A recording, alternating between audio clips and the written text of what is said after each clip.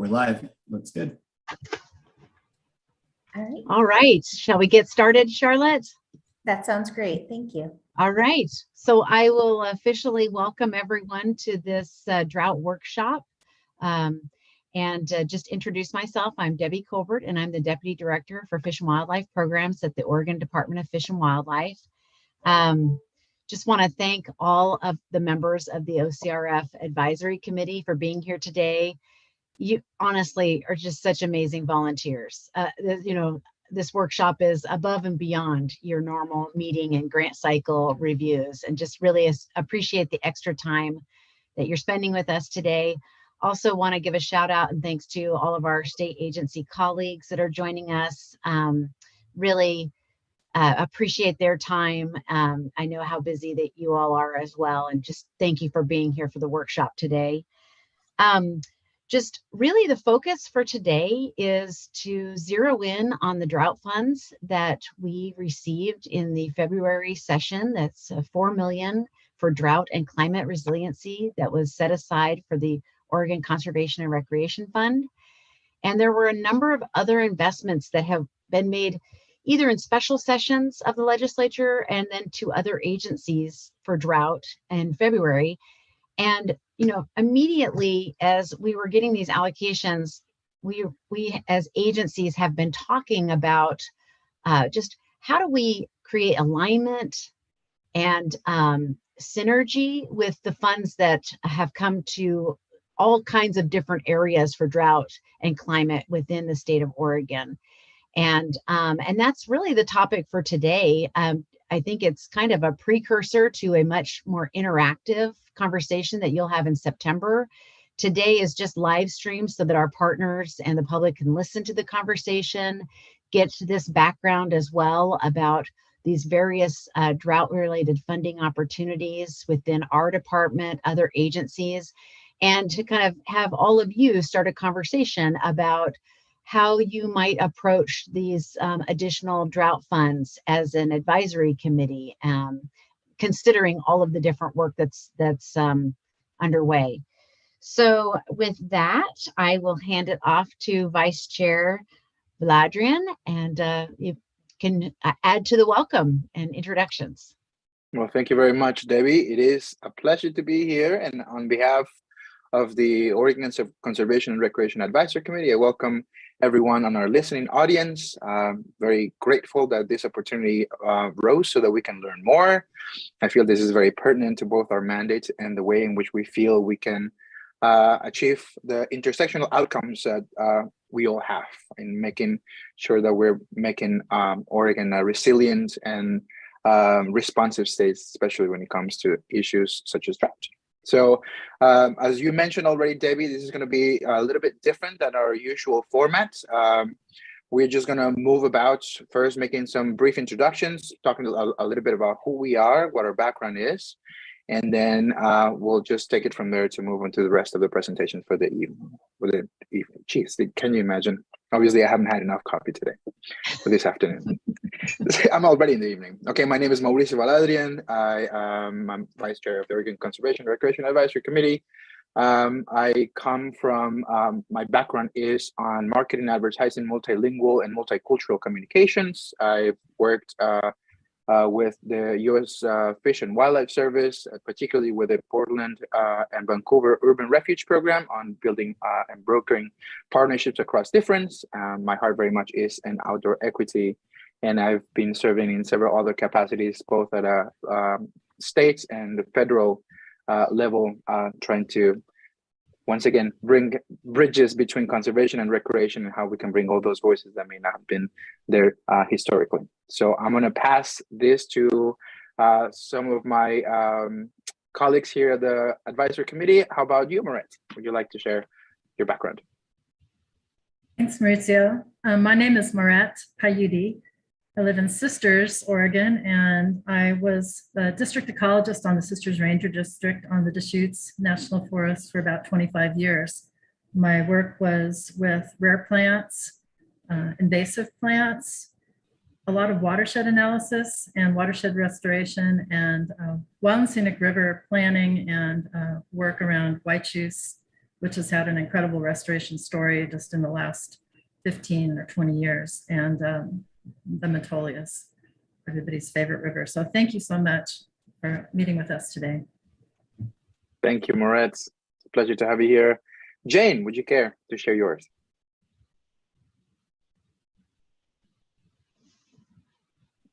There, got on mute first. Hi, I'm Jane Hartline. I'm on the OCRF committee, and I have my fingers in a lot of different conservation pies. I am the Willamette Valley representative, and I'm active with one of the conservation districts and all kinds of things. So now about me. Well, we all know that you're a superstar in the conservation arena, so I appreciate your humility on this area. Now, our newest OCRF member, and I'm such a joy to have you here. Shristi, would you mind sharing? Hello, everyone. Really nice to see you all, and thank you for joining us today. My name is Shrishti Kamal, and I work for Defenders of Wildlife, which is a wildlife conservation organization. I'm based out of Portland, Oregon, and my specialization is in the human dimensions of wildlife conservation. With my work, I focus primarily on imperiled species recovery and protection of habitat, and several policy issues that would further conservation of wildlife in the state. So really happy to be here. Thank you. Thank you, Shristi. I want to be like you when I grow up. And now, Mark, please close off with the members that are present. Good afternoon, everyone. Nice to see everyone. Let's see, my background and training and interest originally was really as a wildlife biologist, and then had a run with the Nature Conservancy for 30 plus years, retiring a couple of years ago. With the Conservancy, at one point, I worked a lot with ODF and W staff, and back when it was the non-game program on a variety of projects. Subsequently led the Nature Conservancy's work in the Klamath Basin for a decade or more, where there were some issues related to drought once in a while. And then in the last run of another decade or so, led the dry forest and fire program for the Conservancy. So that's sort of my background, live here in Portland, and that's me for today. Thank you, Mark. It's an absolute honor to share this committee with all of you outstanding defenders of life in Oregon. So now I'm going to go ahead and pass it back to you, Debbie, and very much looking forward to the remaining of our time together. Great. Well, how about let's go next to our state agency friends, and we can start with Eric. Hi, welcome, and thank you for having us here today. Really appreciate the time with you. My name is Eric Williams, and I'm the Grant Program Manager at the Oregon Watershed Enhancement Board. And with me today is Stephanie Page. Go ahead, Stephanie. Good afternoon, everyone. It is lovely to meet all of you commission members and to see all of my colleagues in Natural Resource Agency land. I'm Stephanie Page, Deputy Director at Oweb. Thank you, Eric and Stephanie. And I must say, I just big thanks to Oweb for all of the time that they've been spending with ODFW as we have been thinking about both the drought funding, but also the private forest accord funding, and just so appreciative of you and the time you spent with us. Let's go next to Chris, DLCD. Yes, hi, I'm Christine Shirley. I go by Chris. I am the Climate Change Resilience Coordinator for DLCD, and in that capacity, I have been coordinating with other state agencies to develop strategies for climate change adaptation through the Climate Change Adaptation Framework. And our current project the group is working on now is the production of a climate change vulnerability assessment. And this assessment focuses on people rather than assets or ecosystems. We are about to launch a series of workshops across the state, which I think I'll talk about later.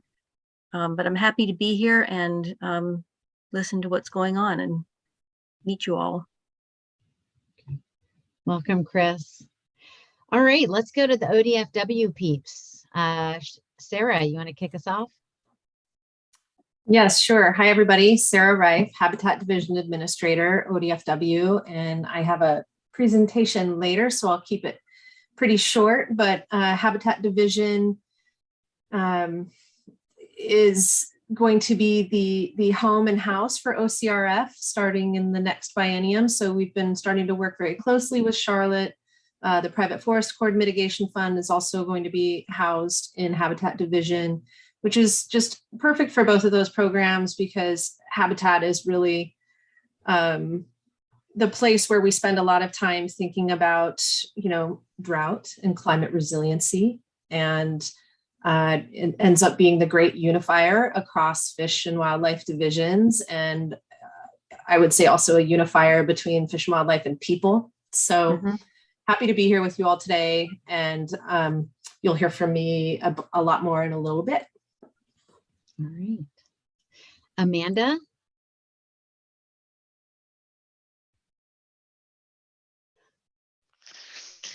I have a headset that's a little wonky. So I hear you guys depending on who's talking in random ears. I am the Outreach and Engagement Coordinator in the Information and Education Division. I have been the campaign coordinator for the Drought Public Awareness campaign on behalf of ODFW that we secured some funding for through a special project request via OCRF. So I'm looking forward to the conversation today and many of the learnings which befall me. Great. Thanks, Amanda. Derek? Good afternoon, everybody. I'm Derek Broman. I am the Carnivore Fur Bearer Coordinator for ODFW. So my programs oversee bear, cougars, wolves, and the fur bearer program, which includes conservation strategy species like wolverine, fisher, lynx, Sierra Nevada red fox, I guess somehow sea otter a little bit as well. So happy to help with this conversation today. Thanks. Great. Chandra? Hi, good afternoon, everyone. I'm Chandra Ferrari, and I'm the Deputy Habitat Division Administrator, and I manage the water program. So I've had the pleasure of helping Sarah stand up the Habitat Division, but my focus is on water issues and ensuring sufficient water quantity and quality conditions moving forward, which of course is a really critical drought resiliency strategy as well. So really looking forward to the conversation today. Thanks. Great, thanks. And then I think lastly, handing it back to Charlotte. And then maybe Charlotte, you can introduce yourself and then help us move on to the first part of the agenda. Yeah, that sounds great. So good afternoon, everyone. Thank you so much for being here. I'm Charlotte Whitefield. I am the OCRF coordinator here at ODFW, and I am so excited to have this large group of individuals here on the call, in addition to everyone that is listening in on our live stream. So this meeting is actually currently being recorded and live streamed through the ODFW website and is going to be linked to the OCRF meeting agenda materials.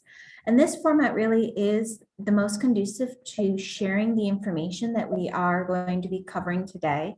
And I did want to just maybe touch on this, and we'll be discussing this later. This really is a starting place for this conversation. We're very excited to have this informational to start sharing. And we, as the OCRF, as ODFW, and all of our stakeholders and colleagues across agencies are going to be continuing this conversation. So with that, I am going to load up my presentation and hopefully get us started. Apologies as I fumble through. Get this going.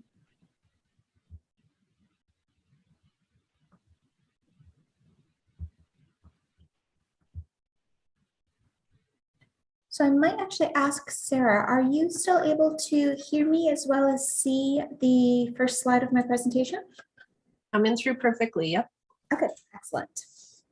So as I go through this presentation, hopefully this is just going to be a setting the stage for what we're going to be discussing for the rest of this workshop and this session today.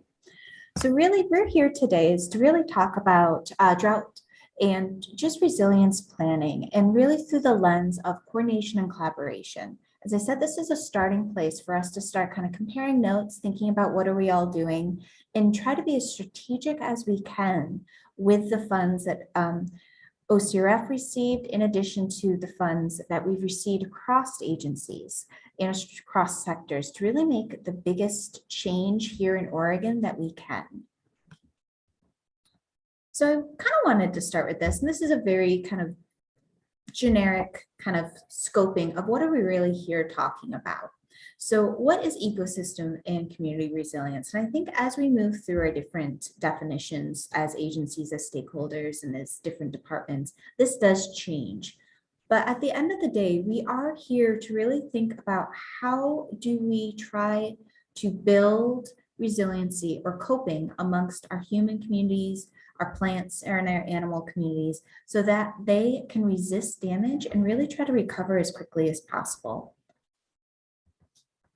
So this is a slide that here at ODFW, we've been really bringing up a couple of times, and you'll see a version of this in Sarah's presentation. It just kind of added some different graphics to it. But when we're thinking about kind of state agencies' roles and planning in general, if in essence really falls into these three different buckets or these cogs. And I like the concept of the cogs because as they really move each other, and they're extremely interconnected. So once again, we're really here to kind of think about data and science, management, policy actions, and really public outreach and communications. So how does this really kind of fit into large scale actions across the state? So when you think about this kind of landscape of projects, actions, and funding within this ecosystem and community resilience is kind of, think about this as different buckets as we showed.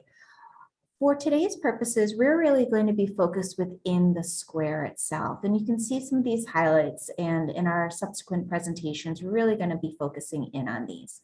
But there's a lot of different moving parts and a lot of different projects here within Oregon. And this is great. There is several projects being done by Oweb that you'll hear in different grant opportunities. There's also a multitude of different things that here at ODFW we're doing.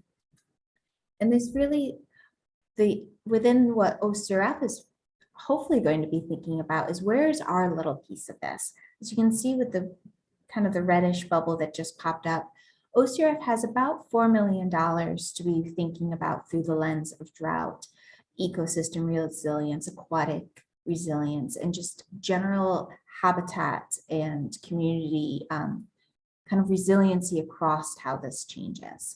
So we are here really to think about what is going on across the states? Where does OCRF fit in, and how can we really make the biggest bang for our buck?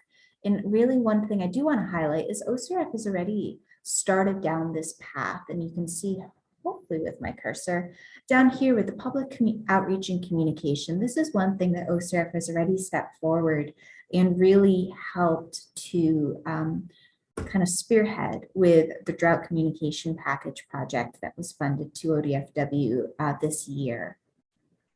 So really, we're here to think about this. And I do want to mention that a lot of the state management and policy actions, I would say, are in alignment with what we're talking about here, but not necessarily the focus of today's conversation.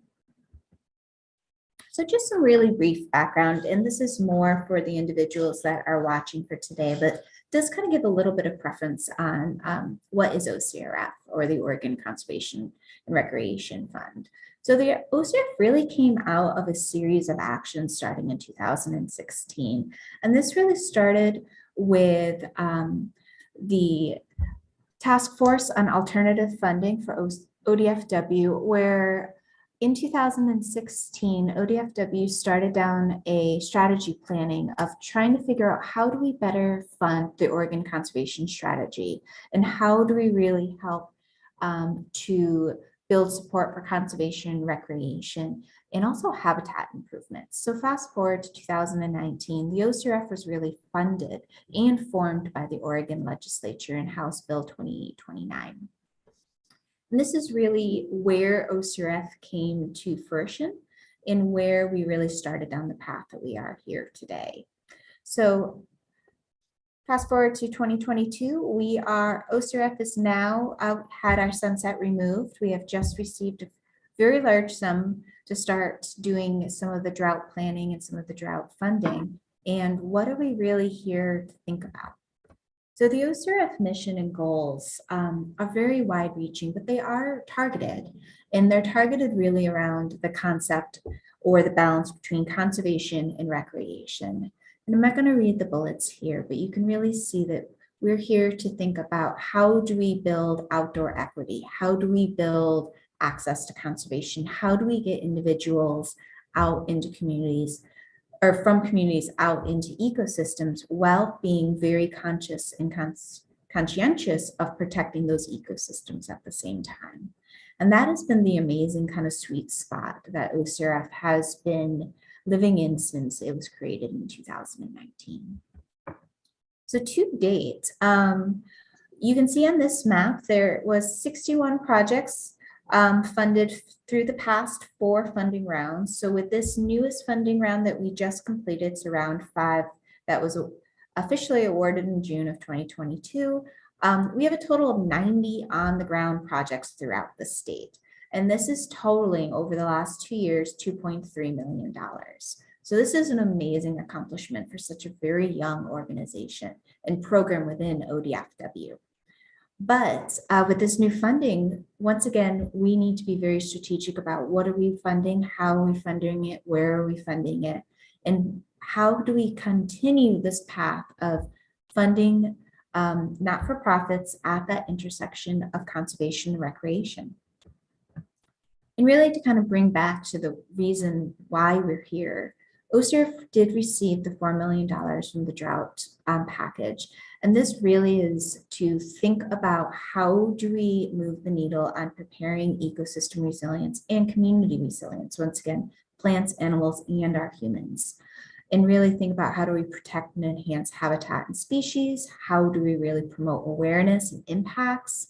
And how do we really think about how does drought and larger ecosystem impacts affect access and our communities, human communities' abilities to recreate safely and how to recreate without damage to these ecosystems. So what are we here today? So kind of the 2 goals, and these have been on our materials, is really think about drought and ecosystem resilience across the state for all communities.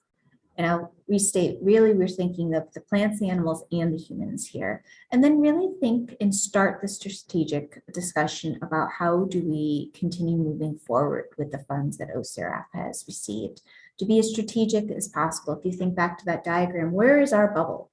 Or where are our bubbles as OCRF? How do we fill in those gaps and really think about where do we fit in with that unique lens that is OCRF?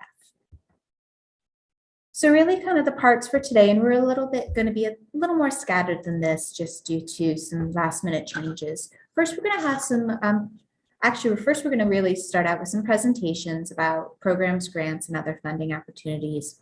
We're then going to transition into kind of peppering in opportunities and gaps for drought and climate resilience funding through the human lens. We're actually going to start out with a presentation from Chris, thinking very large and overarching of what is climate for the state of Oregon? How are we thinking about the humans' way of interacting with the climate impacts? How are Oregonians being engaged on this larger front? So start very, very high level.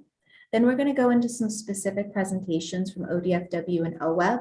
Basically, boots on the ground, what projects are we doing? How are we doing this from a resource management standpoint? What are some of the things that us as agencies have already started to highlight as gaps and things that really could be instrumental for OCRF to really plug into? And then we're going to be actually completing with a presentation from the Office of Outdoor Recreation and really to kind of tying back on a much smaller scale the impacts of drought and climate on humans and our ability to interact back in through recreation and access.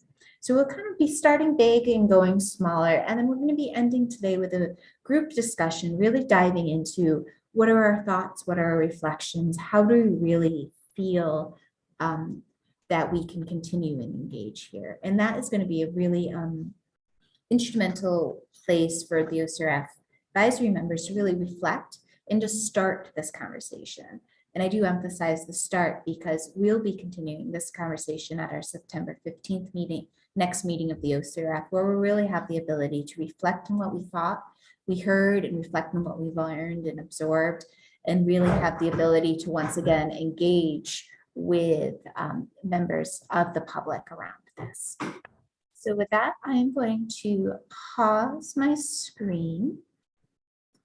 And I will be asking Chris Shirley to load up her presentation and to go next.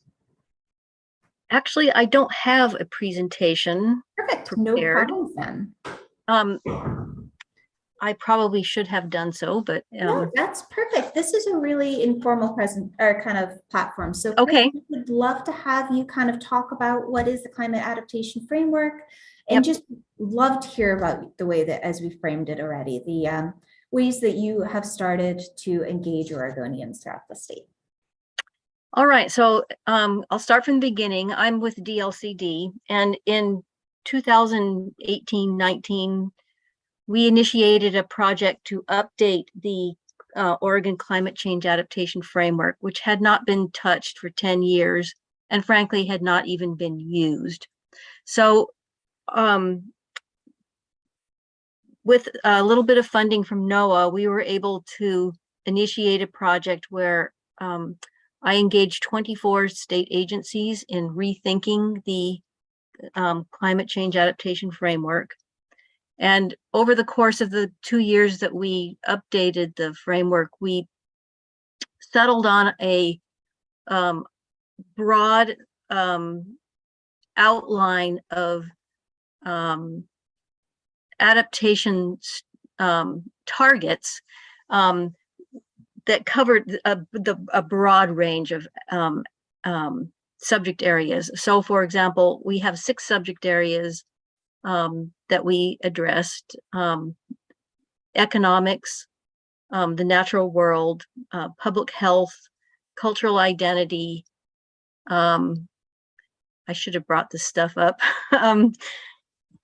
So it's quite broad. The built environment. I'm missing one. Anyway, so the framework team worked together to articulate some broad strategies within those 6 areas, and then we stepped back and said, well, how can we implement this? Because one of the deficiencies of the first framework is that it had no implementing pathway, no recommendations for implementation. So the team developed 5 implementing strategies, one of which was, one of them was to develop an executive level team to oversee climate change adaptation throughout the state. We have been trying since 2001 to get that started with very little success, unfortunately.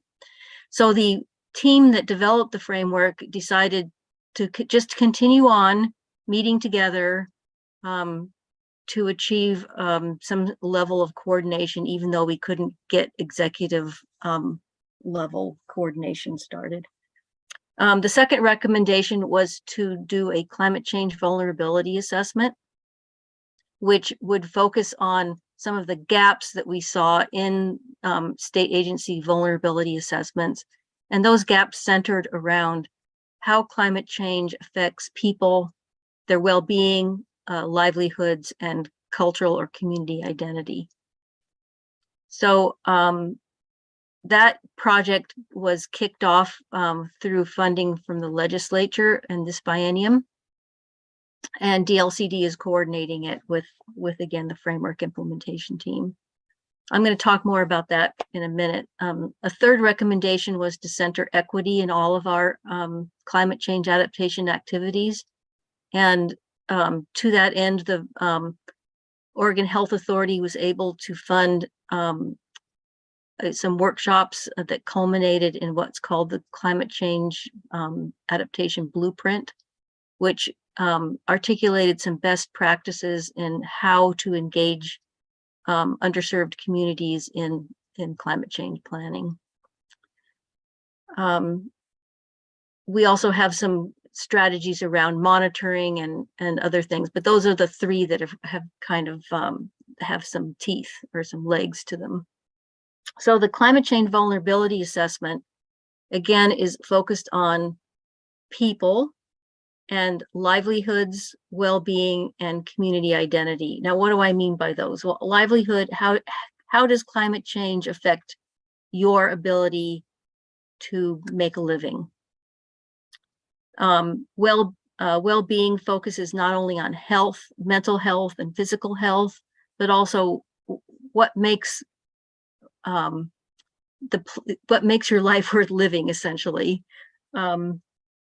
And then the community identity part is, what is it about the place you live that feels like home and that you want to sustain and support, and how does climate change affect those things? So those could be things like festivals, recreation,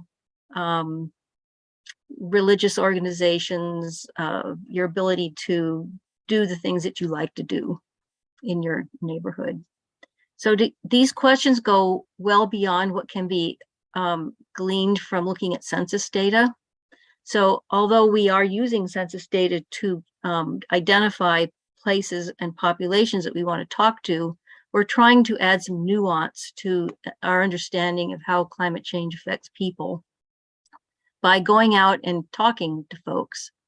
And our plan is in the next, starting in September, well, actually starting now, we're doing a series of interviews with community leaders, getting some information from people all over the state about their understanding of climate change and how it affects livelihoods, well-being, and cultural identity, and also understanding who else we need to talk to and where we might hold workshops. We are planning to do 12 workshops across the state, starting in September and going through March, where these will be in-person workshops, where we will be doing a variety of activities designed to engage people in discussion and storytelling. They will be facilitated, and we're trying to bring out from these workshops how climate change is affecting people. Yes, so the question came out, where can we find the climate change adaptation framework and blueprint? It's on the DLCD website under the climate change tab. And I can perhaps put that in the chat in a minute. So the workshops are not going to be presentation style workshops where we bring a bunch of experts and we talk to people. We want people to talk to us. So we are designing with the University of Oregon Institute for Policy Research and Engagement activities that center on conversation, getting people to talk. So for example, we're doing a collage exercise where people can show us visually what they like about their place, how they make their living, and so on, which will lead into a storytelling portion. And then we're going to start to put together the concepts into mental models or concept maps. We're going to hit all 8 regions of this, all regions of the state. We're using the 8 Office of Emergency Management Natural Hazard Mitigation regions. And part of the reason we're doing that is because the adaptation framework and this vulnerability assessment will be rolled into the Oregon Natural Hazard Mitigation Plan and the risk assessment that will take place there.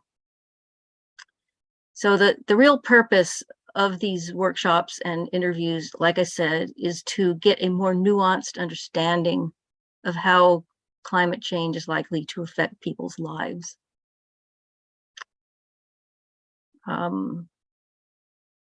The project needs to be completed by June of 2023. That's when our funding runs out. We do not have follow-on funding, so we do have some policy option packages at DLCD, both to continue my program or my position and the climate change program. So that's one reason why we really need to make some, get some traction on the executive leadership recommendation. So any of you state agency folks that can help with that, that would be great. So I'm happy to take questions. I don't really have any results to share yet because, like I said, we just started the interviews this last week. So. Great, thanks, Chris. And yeah, I think maybe before questions, if I may, really just to kind of frame this back out is what Chris's work's doing with all the other agencies and DLCD really is going to be, as it moves forward and she begins and continues with those interviews, really can be a really amazing touch point for us to look back and to continue to think about what do Oregonians really need? What are we hearing from our communities? And all of that information, as it becomes synthesized and developed over the next couple months, is going to be a great resource, especially for OCRF within the lens of what we work with, that intersection of humans and conservation, but honestly for all of us to really think about and to really have that as a touch point for what are we doing? How does this connect? Is this resonating? And are we meeting the goals of who our stakeholders are in our communities? So this is just kind of a very large level, great discussion. Thank you, Chris. To really help. Can I add a couple things? Yeah, please. I'd like to add a couple things. The project is being overseen by a 15-member work group made up of community members. Our next meeting will be August 11th. It's not posted up on our website yet, but it will be shortly, like this week. And that the work group is helping us identify locations for the workshops and also some themes that we would want to ensure that we discuss at the workshops. Yeah, and then one other thing I want to say about the adaptation framework, particularly for state agencies. The framework implementation team meets every Friday at 10 o'clock, and state agencies are welcome to join in. And the purpose of that meeting is to collaborate, to find leverage points, to inform each other of opportunities for grants and collaboration. So if you're interested in joining in on one of those or that series of Friday calls, send me an email and I will make sure that you get the Zoom link. They are held on Zoom. Great. And see, Mark, you unmuted. Do you have a question for Chris? Yeah, I guess just you described we were doing a number of different things. I just wondered if we, in terms of staffing, is you or? Yeah, okay, that's a great question. I am the single person that is funded to oversee all this. I am working with the University of Oregon Institute for Policy Research and Engagement on the workshops. We have also retained a private sector facilitator to assist with the work group discussions and with the workshops. And we're also working with someone from Portland State University to help us organize the hopefully voluminous amount of information that we get into mental maps, so that we don't just have a bunch of random bits of information. They're actually organized into some coherent picture. And then we are also working with the Ocrf, the Oregon Climate Research Institute, who will be providing some very basic information about the effects of climate change within each of the regions that we'll be visiting. So it's very specific information to that region. So that's the we. And do you intersect with the Global Warming Commission at all? Or is there? Yes, we've reported to them our progress several times, but they're not an active participant in this project. The Global Warming Commission has been focused on sequestration and mitigation. They haven't really taken up adaptation in a strong way. So the framework implementation team is kind of carrying that ball right now. Great, thank you. Great. If we don't have any other questions for Chris, I'd love to thank you for your time. I do want to be mindful of our agenda just so that we can move forward with everything. But I will be posting some of the materials that Chris was mentioning about specifically the climate adaptation framework, the 2010 and 2020 updates, the equity blueprint I will be sending around because that I think is something that at least the OCRF would be extremely interested in. It's a wonderful document. They all are wonderful documents. And we'll be providing that by email to the individuals on this call, and I'll post it as meeting materials so that those of you that are watching on the live stream will also have the opportunity to look at those as well. And we'll provide the link so that you can see Chris's website and the next Thank you. she has. So excellent, thank you. So I think, and I wish I could stay. I really wanted to stay, but I'm meeting with the U of O student team today, so I have to bow out for that. well, thank you so much for your time. Debbie, would you like to take us on to the next agenda item? Thank you again, Chris. Great to hear that update. Yeah, I think next we're going to go toward hearing from ODFW and Oweb about various sources of drought and climate related funding that's already out there. Just again, to just fill out all of our kind of core understanding about what's already existing, what kinds of funding is already on the ground and maybe new to agencies. So I think first, do you want to go first to Sarah or first to Eric, Charlotte? Which order? Let's go to Sarah first, especially since Eric, you said you were able to stay on the call the entire time. So if that is good for you. Excellent. All right, so Sarah, I will be presenting your slides for you. So please feel free just to let me know verbally when you would like to have the next slide. Yeah, why don't you go ahead and pull those up for me? Thank you, Charlotte. And thanks, Debbie.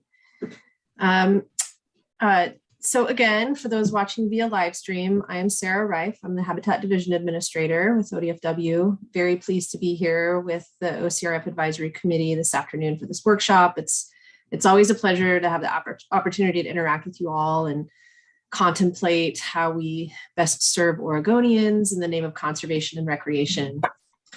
Next slide, please, Charlotte.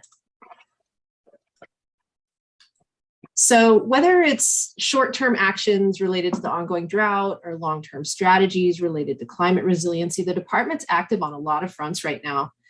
And as the committee discusses its niche and its spend plan for the drought funding you received in the 2022 short session, we felt it would be helpful to touch on some of the areas where ODFW is working right now that are related. And so on this slide are what I plan to cover. We'll talk about what ODFW received in the 2022 drought package, as well as funds that came to Oregon Department of Transportation related to wildlife connectivity. We'll talk about private forest accord, the work that we're doing with our federal partners through the Good Neighbor Authority. We'll talk about beaver conservation work and stream restoration work.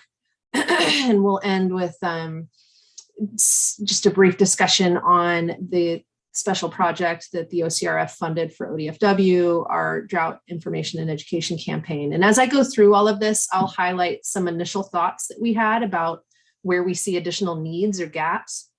And I also have several of our program and project leaders here with us today. Derek, Chandra, and Amanda are here in case there are questions that they can answer for us, or if they have any additional insights that they'd like to provide as I go through my slides. So staff, feel free to chime in or interrupt me if there's anything I'm missing that's more your wheelhouse. Next slide, please.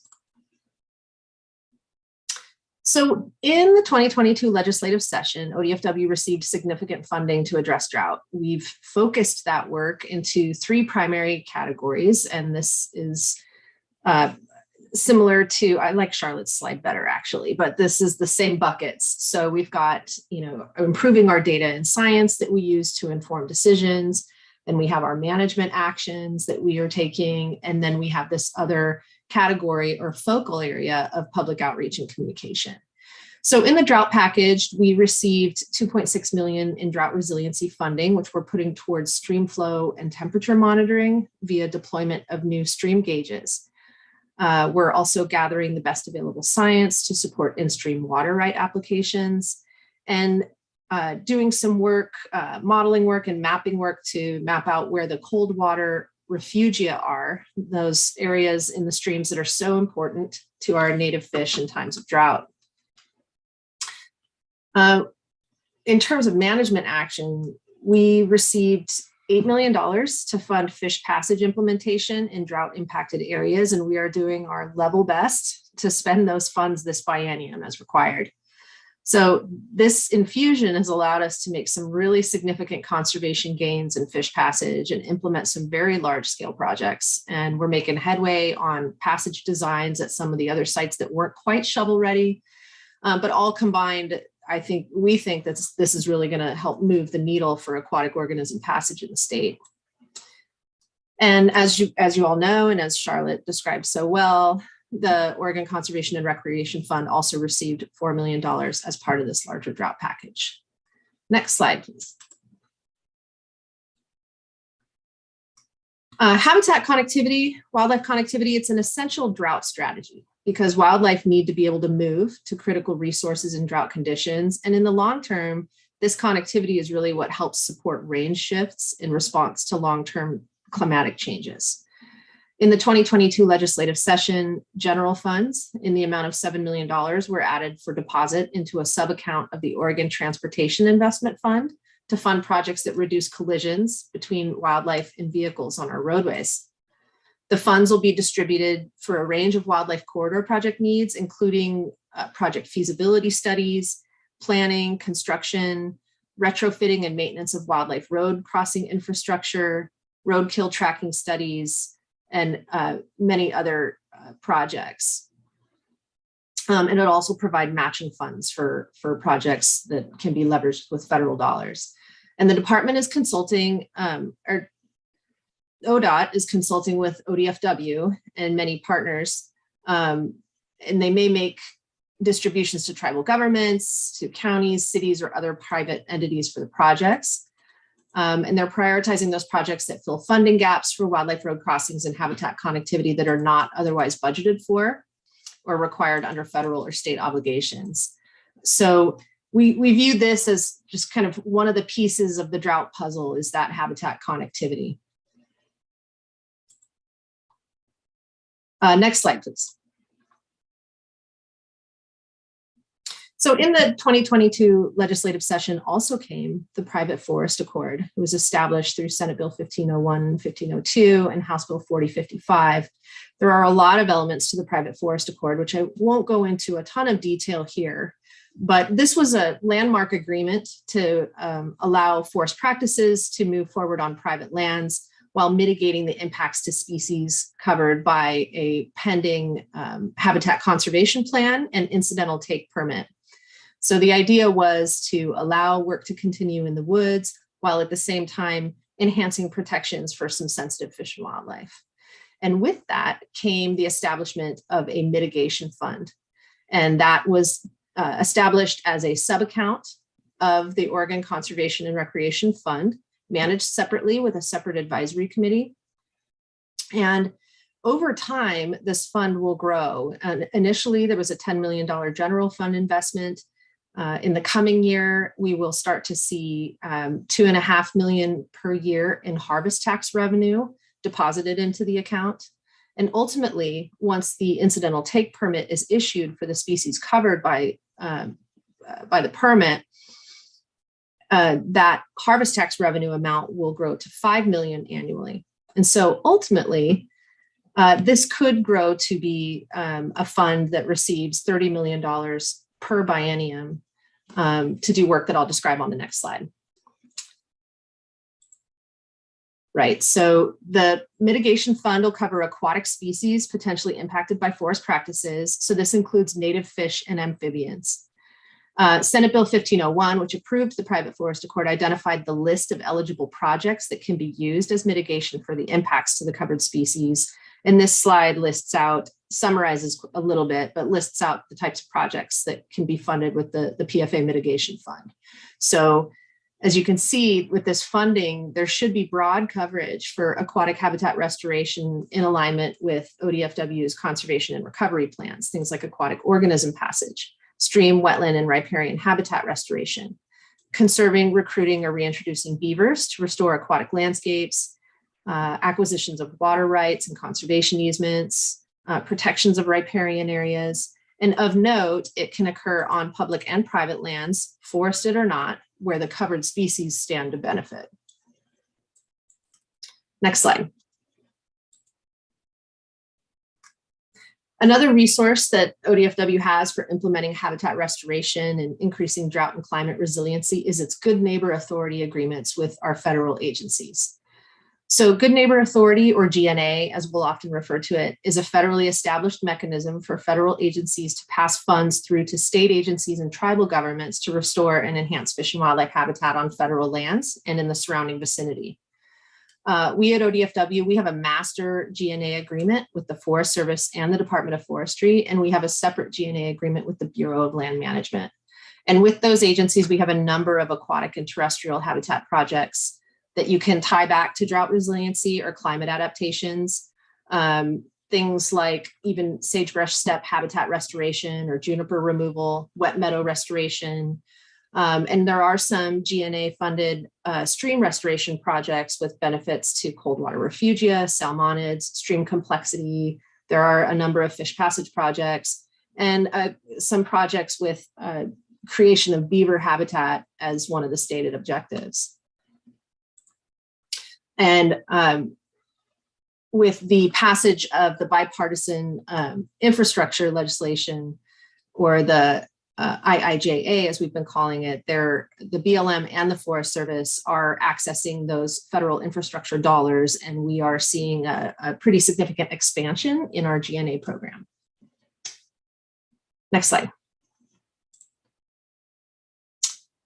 So there's been a lot of focus and attention on beavers lately, and rightly so, in the context of strategies that can be used to mitigate drought impacts. As acknowledged by the recent ODFW Beaver Management Work Group, to encourage beaver use, it's really all about habitat. And by that, I mean, in order to create beaver modified landscapes, you have to first create habitat for beavers. And so beavers need food. Riparian vegetation like cottonwoods and willows, and they need slow water for their dams. They need meandering channels and side channels on our streams.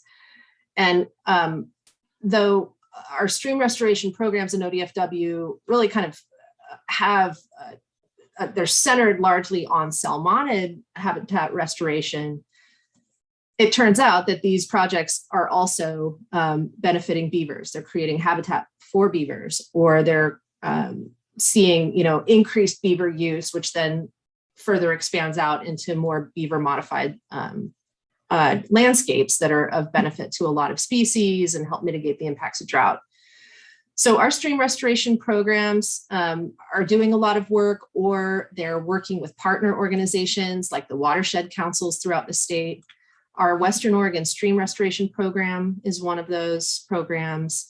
The East Region Fish Habitat Restoration Program, which is a program that is funded with mitigation funds from the Bonneville Power Authority, or BPA. These folks, we have lots of biologists in these programs throughout the state, and they work closely with our partners to implement stream projects, often using Oregon Watershed Enhancement Board funds, Oweb funds. These programs will also eventually be working with partners to access those private forest accord mitigation funds that I was just talking about as well.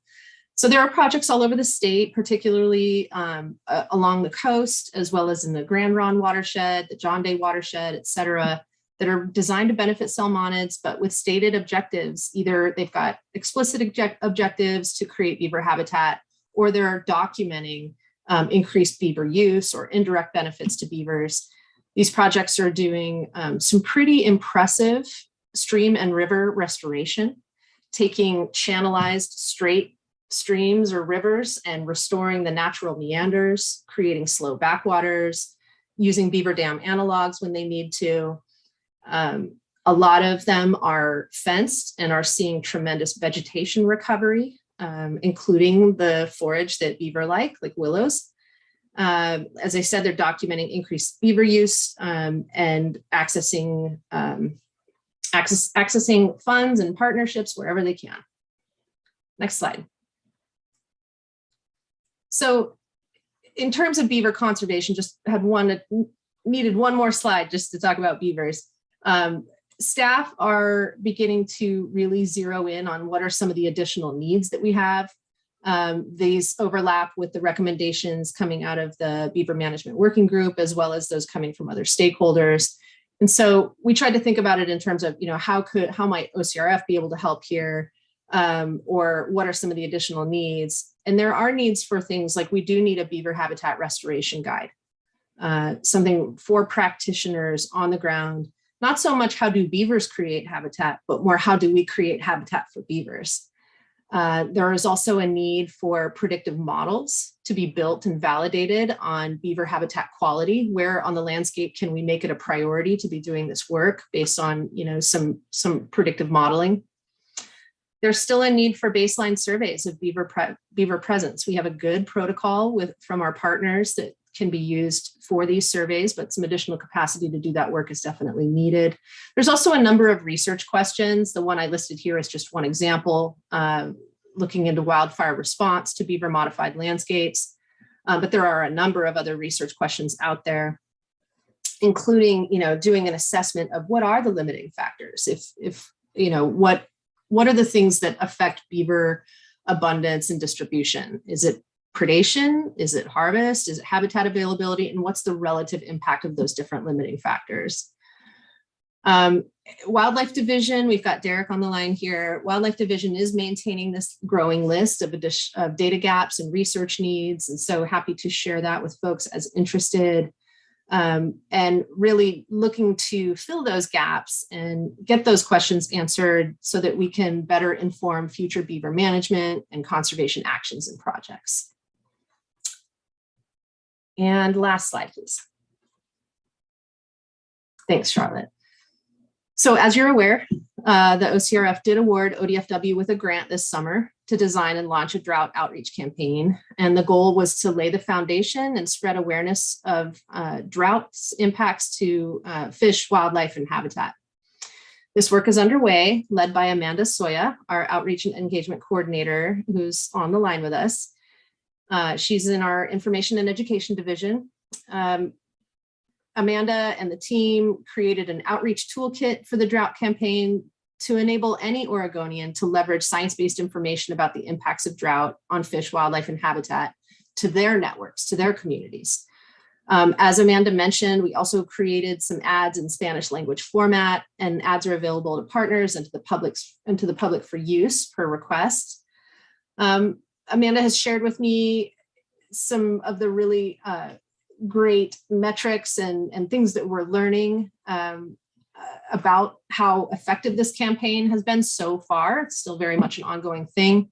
But as you'll see on this slide, a couple of stats to report. We've had 1.3 million impressions. And so that's things like views or exposures to the campaign materials. Those that watch the videos are showing a very high completion rate, which is an important sign of engagement. Almost 2,000 hours of watch time of the ads. And think about the fact that each of these ads is only about 30 seconds long. I think that's pretty substantial. I think that tells you how much people are engaging with this. And what she's finding also is that people are clicking through to our information page at droughtinfo.org. In fact, once they're there, they're spending on average about 4 minutes and 30 seconds on the page, and even clicking further through to articles about smart recreation during drought and about impacts to drought on fish, wildlife, and habitat. So we are seeing really good engagement. I think someone mentioned their kids.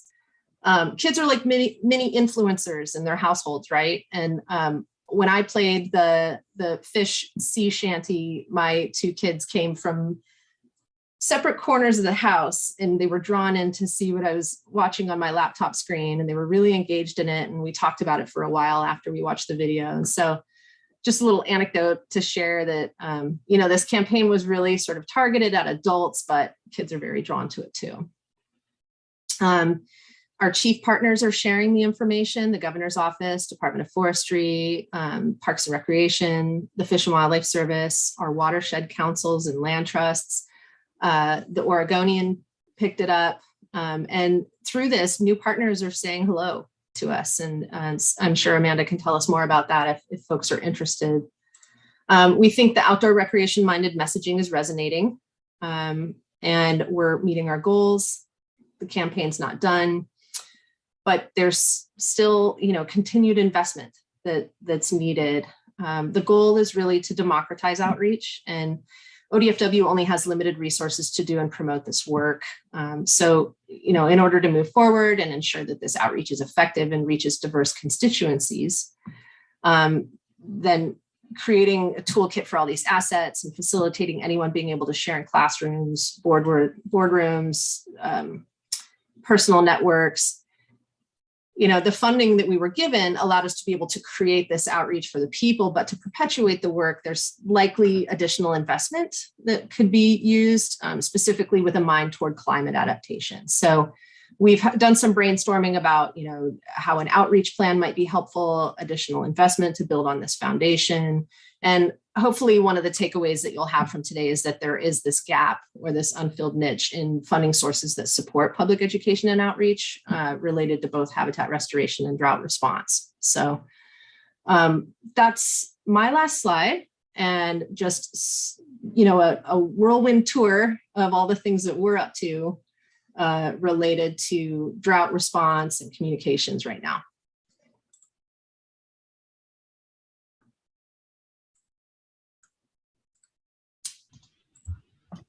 Great, thanks, Sarah. So I'm gonna stop sharing your presentation. And just as a reminder for everyone, we're gonna transition into our next set of presentations. But if you have any sort of initial questions for Sarah about the content, please feel free to ask them now. But we are gonna have a huge section, almost about 40 minutes at the end, to really have much more of a back and forth kind of discourse and kind of discussion about what we've heard and thought about. But if you have any sort of kind of questions you'd like answered now, please feel free to ask them to Sarah. And Mark, I see you're unmuted, so I don't know if you would have a question. Yeah, Sarah, I was just curious, and maybe you said it, but what's sort of the scale of funding that's being put in play through the Good Neighbor Authority the last few years? Yeah, that's a really good question. So I'd have to, while we're on this workshop, I'll look back at what funding we've been given to date from the Forest Service and the Bureau of Land Management. But the great news is that we were just awarded year 1 of 5 of our Bureau of Land Management Good Neighbor Authority funds. We just received about $500,000 for projects throughout the state. And that is part of a grant, larger grant that's looking to spend about $6.5 million over the next 5 years, working on all manner of projects from the sagebrush steppe to our streams and waterways. Yeah, great. That's helpful. Thank you. Sarah, I had a quick question. With regards to the beaver restoration and beaver habitat management, is there specific dedicated funding from any source, or where is that sort of research or project implementation funding coming from right now for ODF&W? Implementation funding is coming primarily from Oregon Watershed Enhancement Board's core programs, which we're lucky to have Eric and Stephanie here today to tell us a bit about those.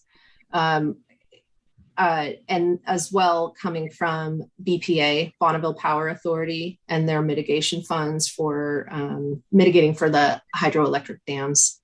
So that's what's helping, that's what's supporting our stream restoration work primarily at this moment. I think going forward, we'll be tapping into the private forest accord mitigation funds quite a bit for that implementation work. As far as research, We do not have a dedicated funding source for that. And so that was something we really kind of wanted to tee up for you all to contemplate as you think about your spend plans. Thank you. And just a follow up to that, what is the funding amount right now from the Bonneville Mitigation Fund for now? That's a great question that I can try and run down the answer to during the workshop. Great, thank you, Sarah. So I think with that, Debbie, I would love to pass it off to you to introduce our next series of presentations. Yeah, again, I think we're ready to head off onto Oweb and hear from Stephanie and Eric about both their core programs that relate back to kind of drought and climate resiliency, but also some of the special appropriations they have gotten in the last year related to drought.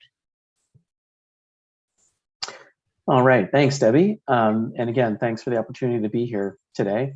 As Debbie mentioned, I'll go briefly through our core programs and how they relate to the topic at hand today. And Stephanie will go into the details of recently appropriated funds specific to drought resiliency and wildfire recovery.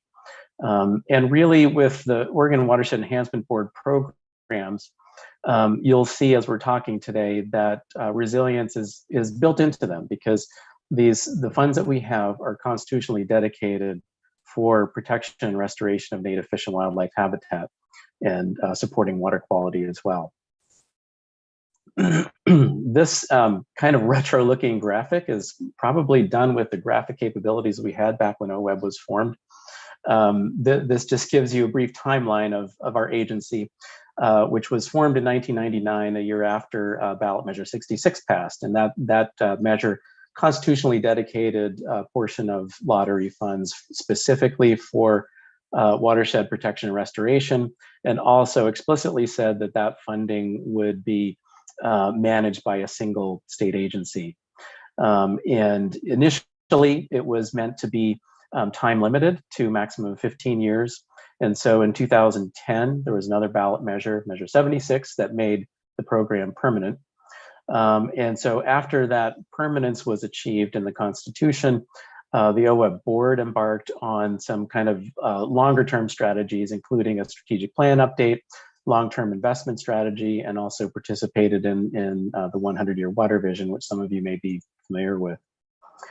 And this is our mission statement. It's to help protect and restore healthy watersheds and natural habitats that support thriving communities and strong economies. And the word help is in there because Oweb is a funder. Unlike ODFW, as you've gathered from your work on the advisory committee and from presentations from staff today, ODFW has many, many different responsibilities. Oweb really has one responsibility, and that's to fund watershed protection and restoration. And so again, because the focus is on healthy watersheds and natural habitats, there's a resilience component built into the evaluation criteria that are in our rules governing all of our grant programs. And we talked about briefly, Sarah mentioned the core programs that we have.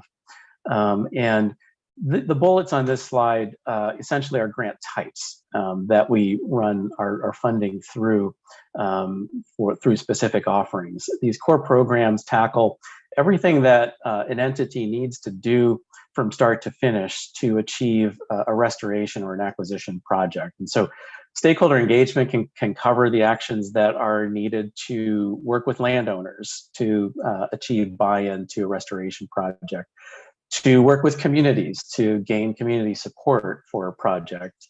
And then technical assistance can provide funding for the design phase of projects or further watershed assessment to determine what kinds of actions are needed. And then restoration grants are really the largest item in our grant spending plan, and probably the grant type that Oweb is most known for. And those restoration actions cover essentially all of the things that you saw in Sarah's slide that talked about the Private Forest Accord Mitigation Fund, as well as the Good Neighbor Authority funding.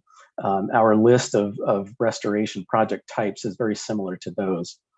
We also have grants for monitoring that are intended to both establish status and trends in habitat and water quality, as well as to measure the effectiveness of projects that are funded. We have constitutional authority for land and water acquisition grant programs, as well as capacity grants. And the core grant spending plan now is about $123 million for the current biennium. With the addition of the programs that Stephanie will be talking about at the end here, that number is up to about $169 million for the biennium. And speaking of the capacity grants, these maps just simply show the geographic locations of the watershed councils in the state and the soil and water conservation districts in the state. Those constitute the majority of our grantees. However, other entities are eligible as well, including governmental subdivisions and nonprofit organizations. We have converted all of our grant application processes to an online system in recent years. So we have an online application that has common components across those grant types, but also sections that are specific to each grant type. One of the things that we focus on quite a bit is application review. Our statute and our rules require technical review of applications that come in, and we take that very seriously for a number of reasons. One is, of course, we want to make sure that we're getting the most value for our investment dollar. Another one is that we don't have all of the expertise on our staff to be able to review and evaluate applications and proposals that come into us. And so for that technical review, we rely on experts, mostly from state, federal, and tribal entities, to help evaluate and vet every application that comes in. For our open solicitation programs, we have 6 regions across the state. Each region has a technical review team that has anywhere from 12 to 15 or so members. And all of our other programs have some form of a review process as well that's similar to that. And one of the things that we think has been helpful and productive over the years is that the technical review process results in a very detailed evaluation for every application that comes in the door. And so whether you're funded or not, you know the reasons why you were either funded or not funded. And if you were not funded, you have some guidance on how to make a particular application more competitive in a future cycle. And then following that review process, once an award is made, we execute a grant agreement, which is the contract, essentially. And in our system, the grant application serves as the scope of services. And so that's incorporated into the grant agreement. And then, of course, we monitor and evaluate grants through a combination of effectiveness monitoring projects, as well as project reporting and post-implementation status reporting, particularly for restoration projects.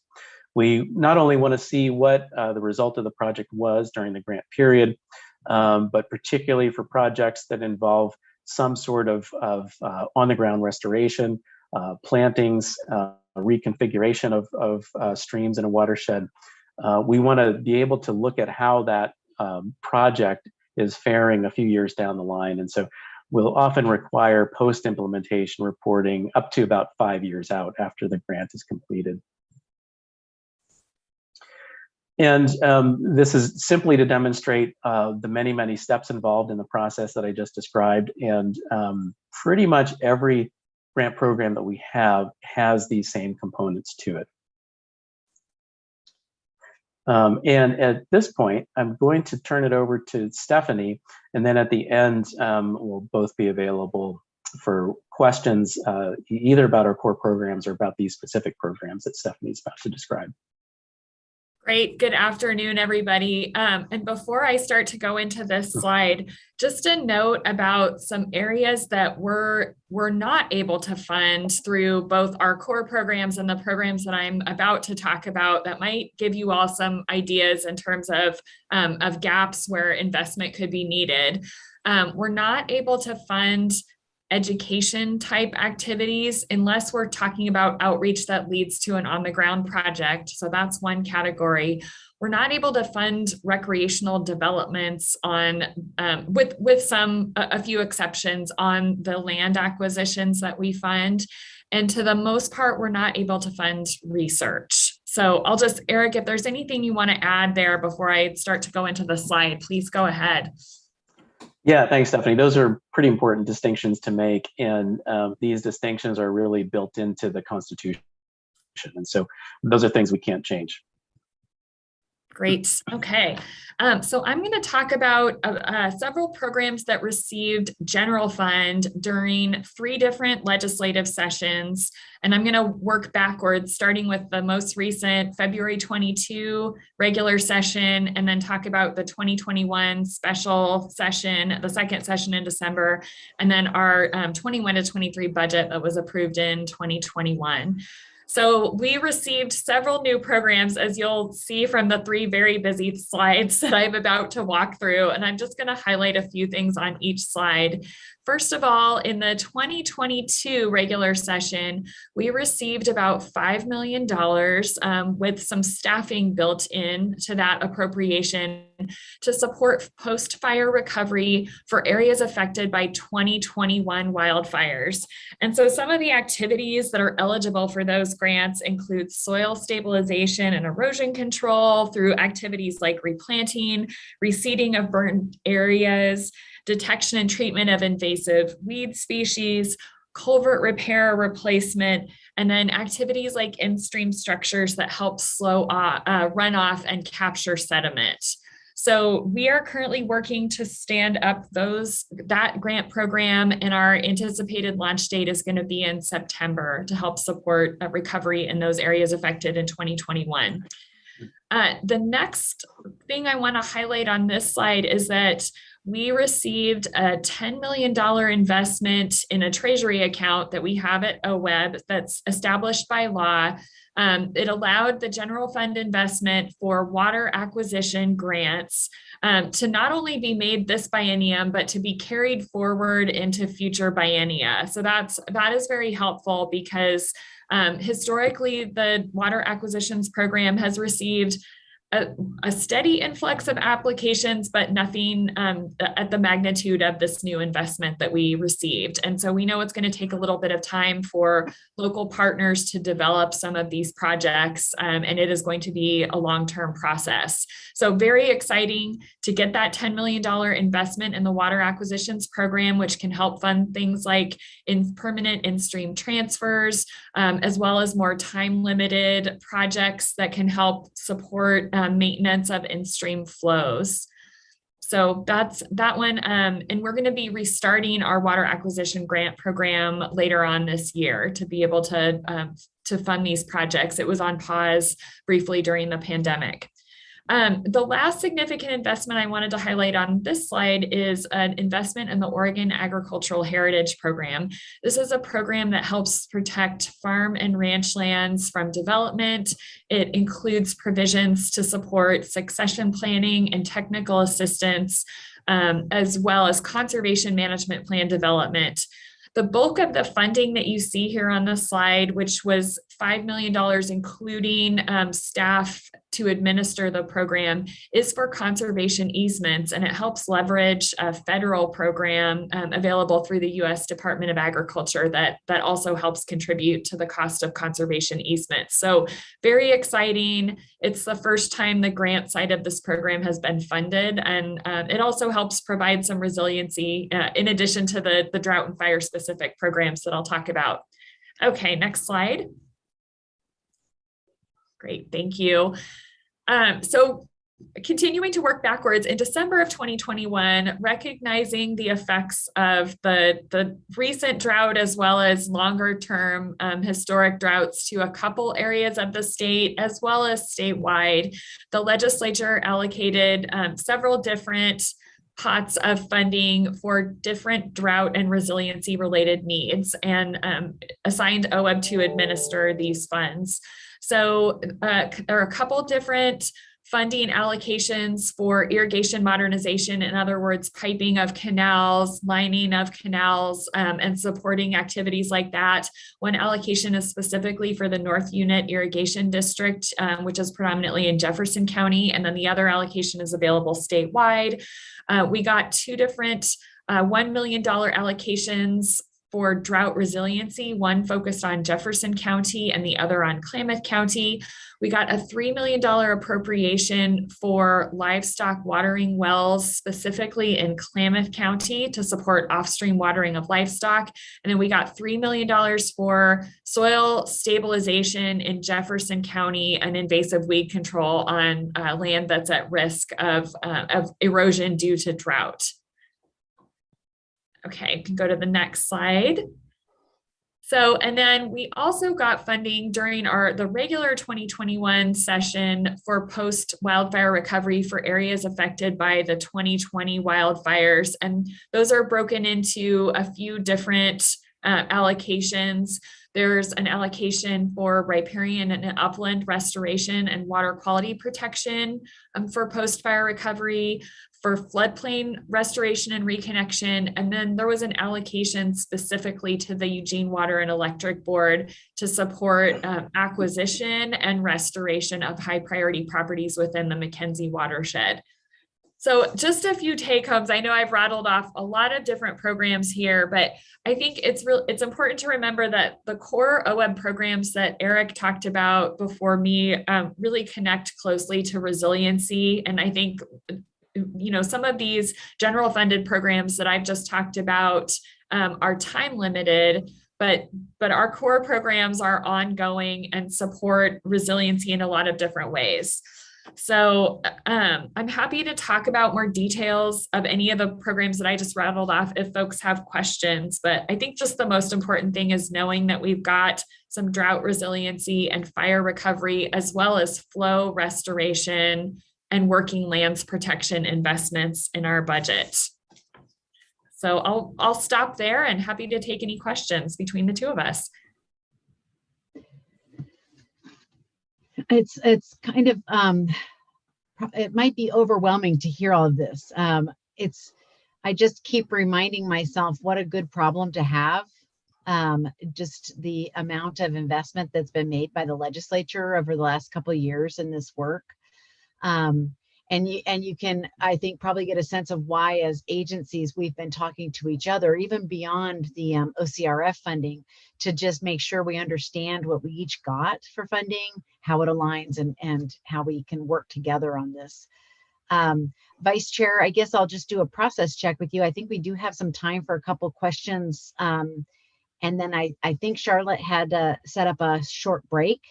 So you want to just take a couple questions before we take a break? That sounds great to me. Okay. If we have any questions in the room that would like to be addressed. Yes, Moret, please.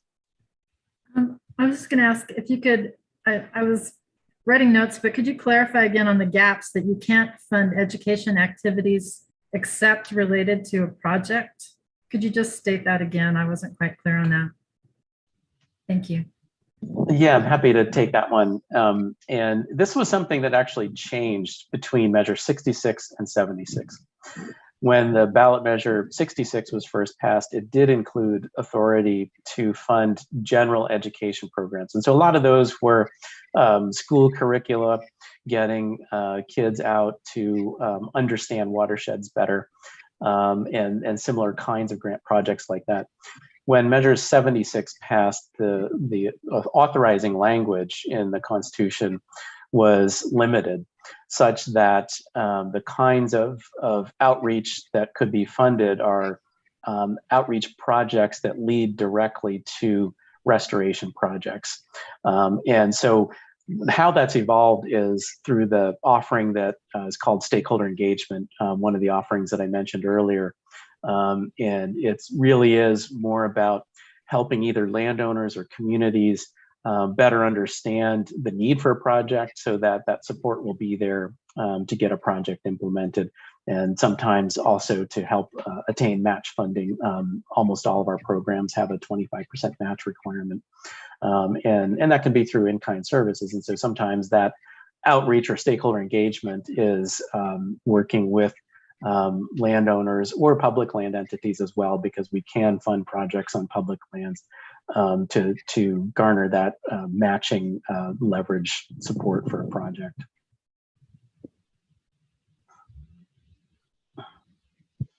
Looks like Amanda, I see your Amanda. hand. Yes. One, thank you for asking that question because that was my question. Oh, sorry.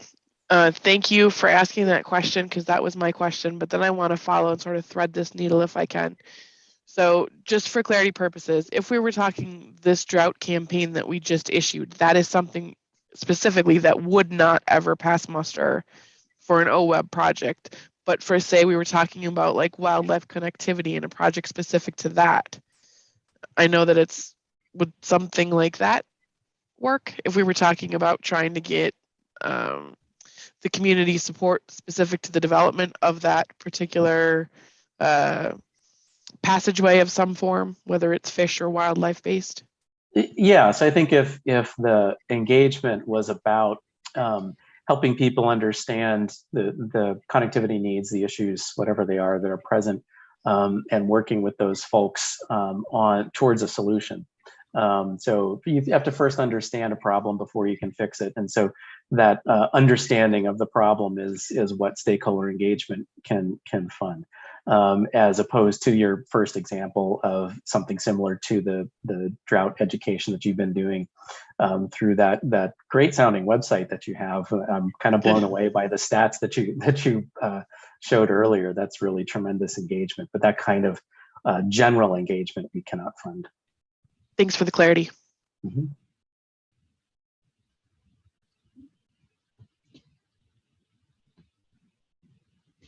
That takes care of the curiosity of the room for the time being. Right. So Kaylin. Yeah, Mauricio, I actually had a question for the Oweb team. Could you talk a little bit more about sort of in the grants evaluation process, what resilience looks like in terms of scoring, or how specifically climate change is used as a filter? And maybe that's true for ODFW as well. I ask because although I'm going to be talking here in a little bit, I'm not going to go through all the OPRD grant programs, and off top of mind, only 1 of 6, I think, even considers resilience or climate change now. And I think there's a chance to learn from one another. So I'd love to just hear a couple minutes about how you all think through that. Yeah, it's a pretty meaty topic, and I'll answer it in 2 parts. And the first is kind of the current state of affairs. The evaluation criteria that we have in our grant program rules, particularly for restoration, talks about watershed process and function, and whether or not a project is addressing root causes of a watershed problem versus symptoms of a problem. And so there's a resilience component there. The evaluation criteria also talk about the watershed context for the work, a need to understand the broader processes going on and how a project fits into it. And so it's there across our program evaluation criteria, perhaps not as directly addressed as it might be. And that leads me to the second part of the question, or my response, which is that our board at its meeting just last week has directed us to specifically include climate considerations in evaluation criteria across all of our grant offerings. And so that is a pretty significant undertaking for us, because typically we would look at the program rules for each of those grant types and form a RAC and go through a rulemaking process, say for just restoration or just for technical assistance. With this effort, we're going to have to look at evaluation criteria in all of those program rules. And so we're thinking pretty quickly here about how to do that in an efficient way. We'll need to put together a rulemaking advisory committee that will have enough breadth to it to understand and be able to have some dialogue about how to best approach that question. So I think what you'll see as a result of that process is kind of a much more specific refinement of something that was always there in the criteria, but it'll be a lot more explicit. We haven't gotten into the details yet for that. One other thing I'll note is that our program evaluation criteria and the rules are structured pretty similarly across all of those offerings, where you've got a set of different things that we're looking for our technical reviewers to evaluate. And we don't have a scoring system or a point system. We're rather looking for the best a project that best intersects across all of those evaluation criteria to have the highest likelihood of success and answer the question, why is this project needed here in this location at this time? And so I think it's likely that we'll continue looking at it that way as we're trying to incorporate climate criteria as well. And we've already talked about a lot of the things that are probably already coming to your minds, like, for example, to address climate adaptation in a watershed system. We've been funding projects for a long time now that are fairly large scale, looking to kind of reset the process in a watershed by resetting the elevation of a floodplain and reconnecting rivers to their floodplains. To do that, you're moving an awful lot of earthwork, which means you're generating an awful lot of greenhouse gas emissions to build the project. However, you've got to look at the long-term gain that project is going to get in terms of mitigation and adaptation. And so those are the kind of things we're going to have to really dive into and weigh across each other. That and also there's a very clear desire from our board to also understand the impacts of climate on underserved communities and to make sure that whatever we build into the rules is not going to make things worse and hopefully will make things better. So we've got an awful lot to think about in the next probably 6 months as we're working on this.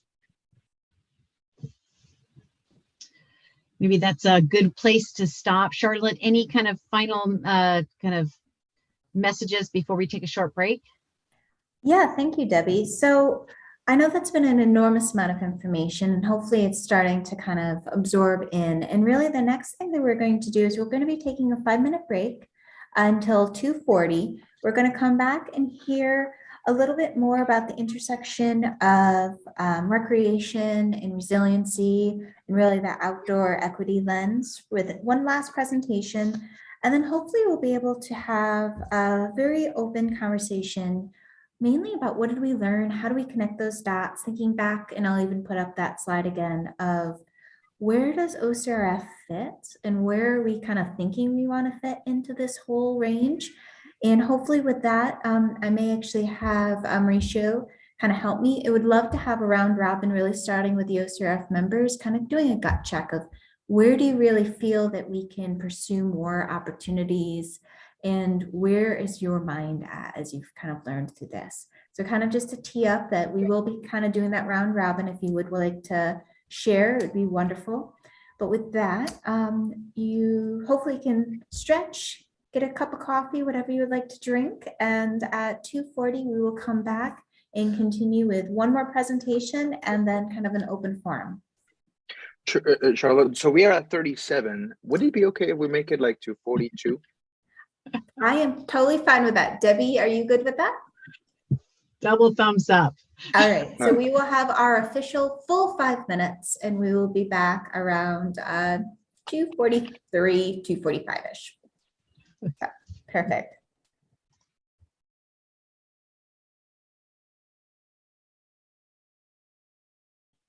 And just for the record, the people on live stream, we will be leaving the live stream open and we will just reconvene with our video at the end of the break. So thank you all for staying with us.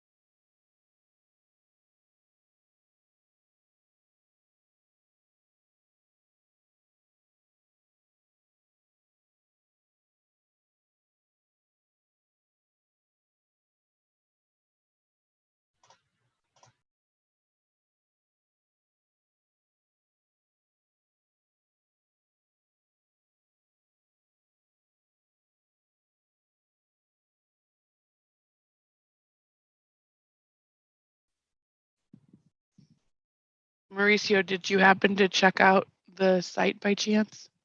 I did. I was curious. I couldn't quite find the Spanish language materials. Okay, I'll send those to you. Some of them haven't. Not everything's loaded on there. As new assets come on, we're continuing to update the site. So I'll make sure that you get access to that one. It's the ad that's running on Univision. Oh, love. Yeah, I was going to ask you about the vehicles of distribution. The stats that Sarah shared are pretty amazing. I mean, yeah, I'm glad you I like. need to learn. I need to learn what was the magic sauce on this. A measurement, and optimizing as you go, I guess, is probably the number one answer, but omni-channel is the approach. So making sure that there was digital aspects from display ads, mobile ads, specifically to OTT, CTV usage, and then traditional broadcast TV like with Univision. We did also utilize radio distribution ads. Earned media has also played a role in that, as well as PSAs that I purchased in match with the ad buy to get some additional bang for the buck. And then an additional outreach effort asking our partners, whether they're sister agencies and organizations of an aligned cause, to citizen activists that want to get involved. And one of the parts of this campaign that I'm most proud of is we posted the shanty on the Marine Instagram, and we were looking at the analytics of that, and 79% of the viewership thus far of that is outside of the traditional audience attributed to that channel, which means it's working. That approach of sort of democratizing the outreach and giving people the opportunity to leverage the content and share it out at their will is working. I've also may have made a few choice phone calls to people in positions of influence to ask them to share it out. And so far that's working. And wink, wink, Kaylin. I am looking forward to seeing where, I mean, the click-through rates and the impressions. I have not quite seen something like that. For when deployment was just a week ago or something like that, right? The campaign officially launched on June 24th. It's been a bit of a flighted launch as it's taken me some time to get all of the assets developed and kicked out the door. But yeah, certainly happy to have an offline with you at any point about the development of the campaign and the assets and distribution mechanisms. But thank you, Amanda. Glad you got to see something. Hijack, yes. Don't want to hijack. Go ahead, Charlotte, whenever you're ready. So I would just say, Amanda, maybe we have so many influencers on this particular workshop and maybe watching. So if there's any way to kind of get the information out to folks in the workshop, that would be awesome. Will do. Yes. Go ahead. Well, the easiest thing to do is visit droughtinfo.org. Once you go there, if you scroll down, you'll find information about the Drought Outreach Toolkit. All of the assets are available there. In addition, there's information, including sample social media posts that individuals can leverage. Feel free to ad lib and make some information of your own that's more suited to your audience. There's a series of video assets and graphical elements that can be included in digital distributions, print applications, and if there's any asset for which you don't have, reach out. My contact information is all over the website and the toolkit. Excellent. So I think with that, Debbie, if I may, I might just do a little bit of housekeeping as we get started, then pass it right back to you to get us officially going. So it is 2:46, so a little bit after time, but we have plenty of cushion in the meeting. I see a couple screens still off. I would like to check, Mark, are you back with us? Great, not sure. And Jean, are you back with us?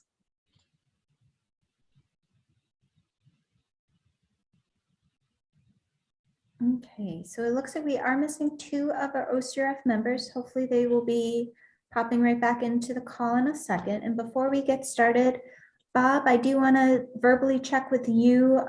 Is our live stream still running good? Yes, that's affirmative. We're looking good. Okay, excellent. So I might, Mauricio, as co-chair of the OCRF, I would like to ask, would you like to continue, hopefully with Jean and Mark being able to pop in as they can, or would you like to pause to have them join us? If this is the time in which you wanted to do that little round robin, I think we can do with whomever is present, or if content can move forward and then a place for it may take place, and giving Mark and Jane an opportunity to be present for the rest of us, so we don't become necessarily redundant in some of the things that we'll be sharing. That might be also so. I guess it would be determined by what you imagine the best flow of information would be.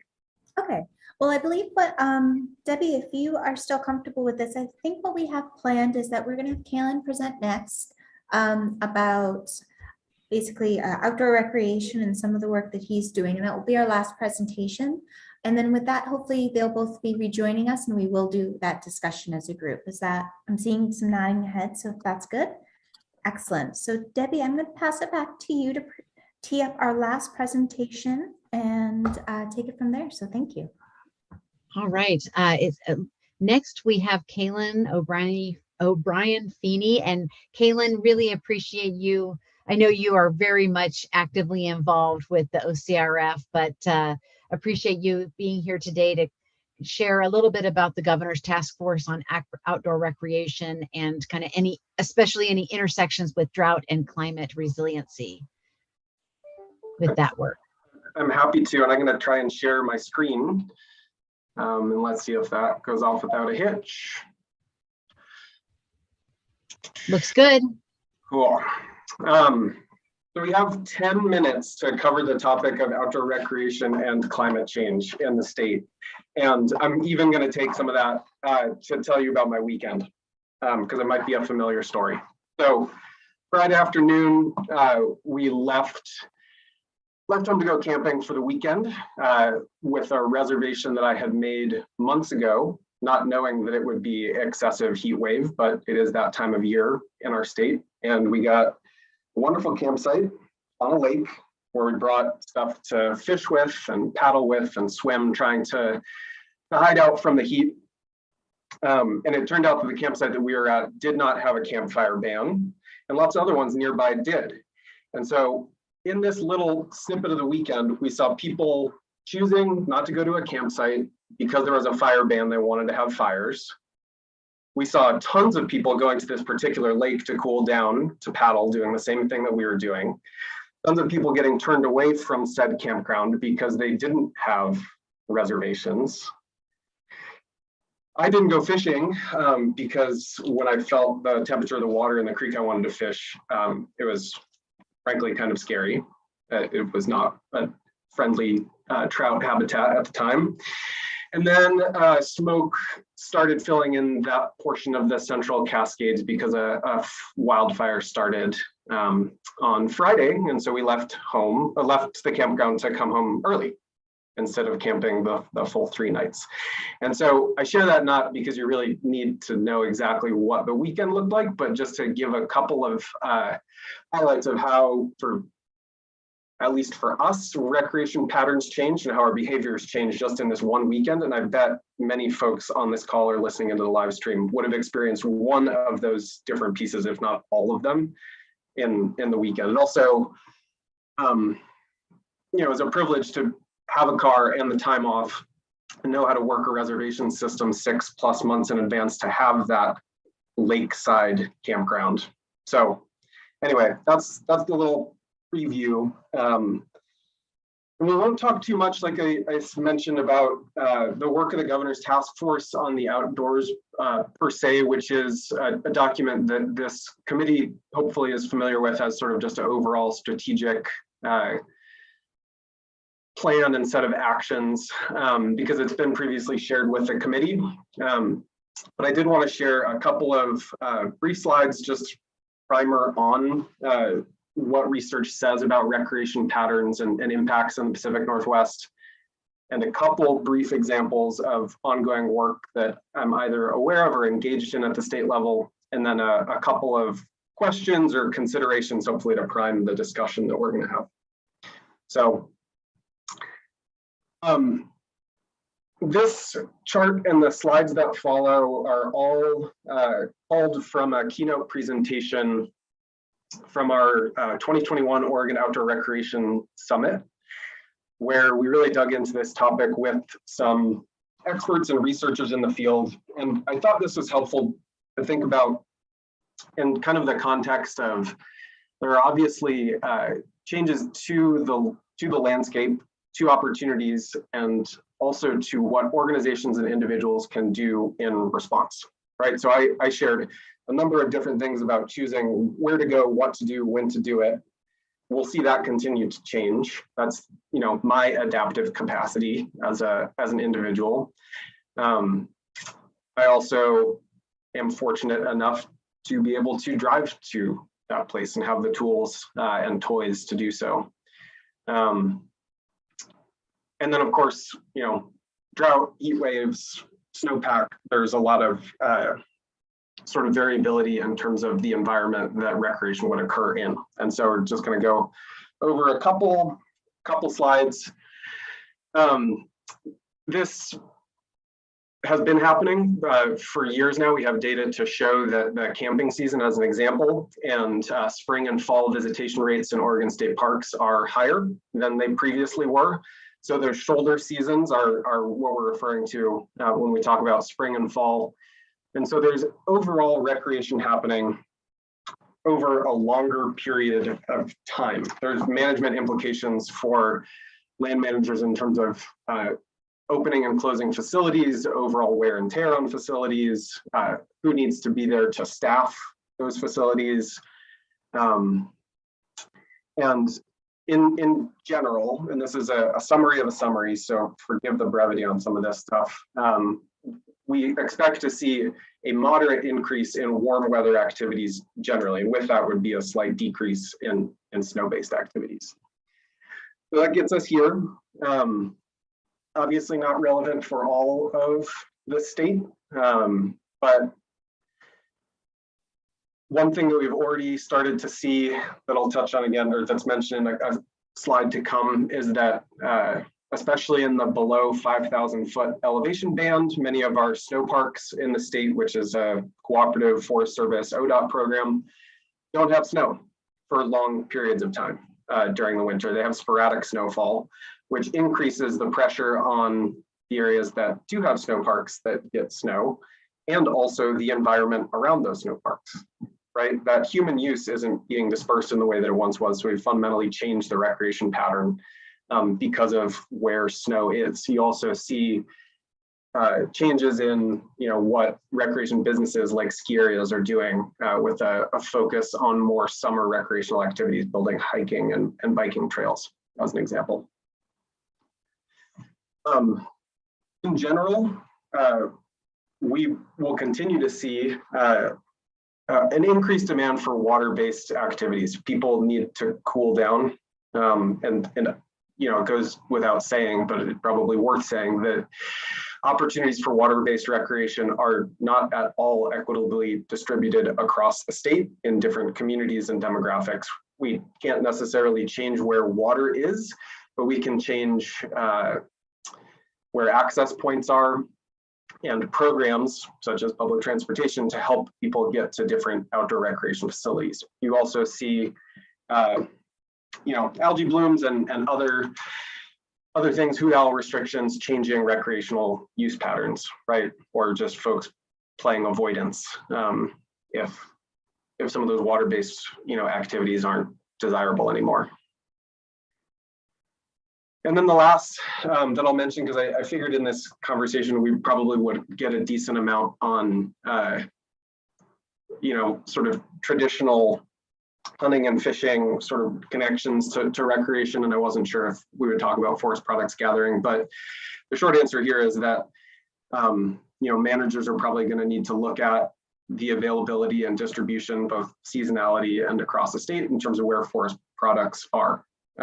The relative abundance is going to be really different, just as, you know, what's happening out in our state continues to change. So that's a very quick snapshot of a couple, not at all exhaustive, a couple examples of recreational use patterns. I'm not going to spend as much time talking about facilities, but I wanted to touch on a couple here where we've heard a lot in this session from state agencies that in some ways are probably further along than our state park system is in terms of climate change planning. I know the Oregon Parks Recreation Department, of which the Office of Outdoor Recreation is a part, as well as my rotation into the governor's office. State Parks has been party to a lot of those agreements, but we don't have something like a full-scale climate change vulnerability assessment for our Oregon State Park system.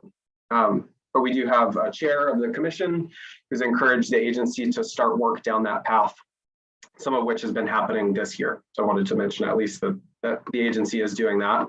I already mentioned some challenges around staffing gaps, just frankly, that in some ways the recreation season that we're seeing is extending. And then on the topic of maintenance of recreational infrastructure, we already heard a little bit about sort of federal investments in infrastructure. There also have been a pretty significant round of infrastructure investments in our state park system this year through $50 million in general obligation bonds. It is our state park system's 100th anniversary, and many of those investments are going, for example, into coastal parks that are seeing sort of deteriorating facilities conditions as a result of, in part, a changing climate.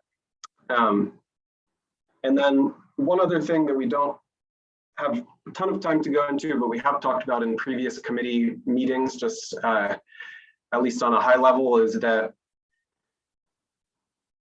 similar to other types of recovery programs and efforts that exist, outdoor recreation facilities, whether it's trails or campgrounds or boat ramps, et cetera, were severely impacted by the 2020 fire season and ongoing. But in particular, after the 2020 fire season, we spent a lot of time thinking about how to rebuild not just what was there, but what ought to be there for the future. And so there's 6 projects that are going on in different communities in the state, really focused on longer term sustainable recreation planning. And that is not something that has been invested in with state dollars. It's a request that was made from the governor's office to FEMA, that FEMA is funding down to the local level, help put those recreation plans together. That's one difference. There isn't state funding going in there. So this is where I said I was going to leave it with just about 10 minutes. And you know, I've already talked about some of this, but the best recommendations that I've seen out there from folks talking in the field is really that for planning to be effective around, you know, increasing the resilience of recreation opportunities and recreation infrastructure, we need to do more of it in an interagency way and on a longer term basis.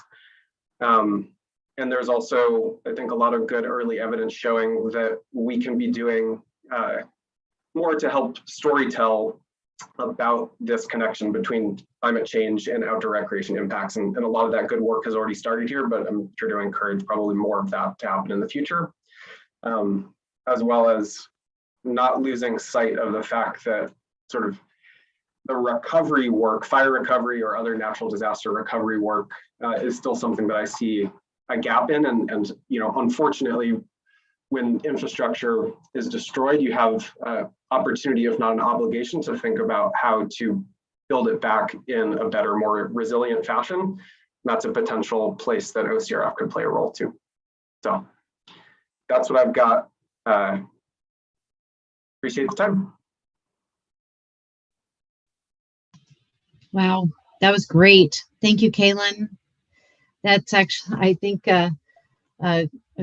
maybe we could just see if there's any questions for Kaylin before we move on to the OCRF committee members kind of doing their round table or round robin. Any questions for Kaylin?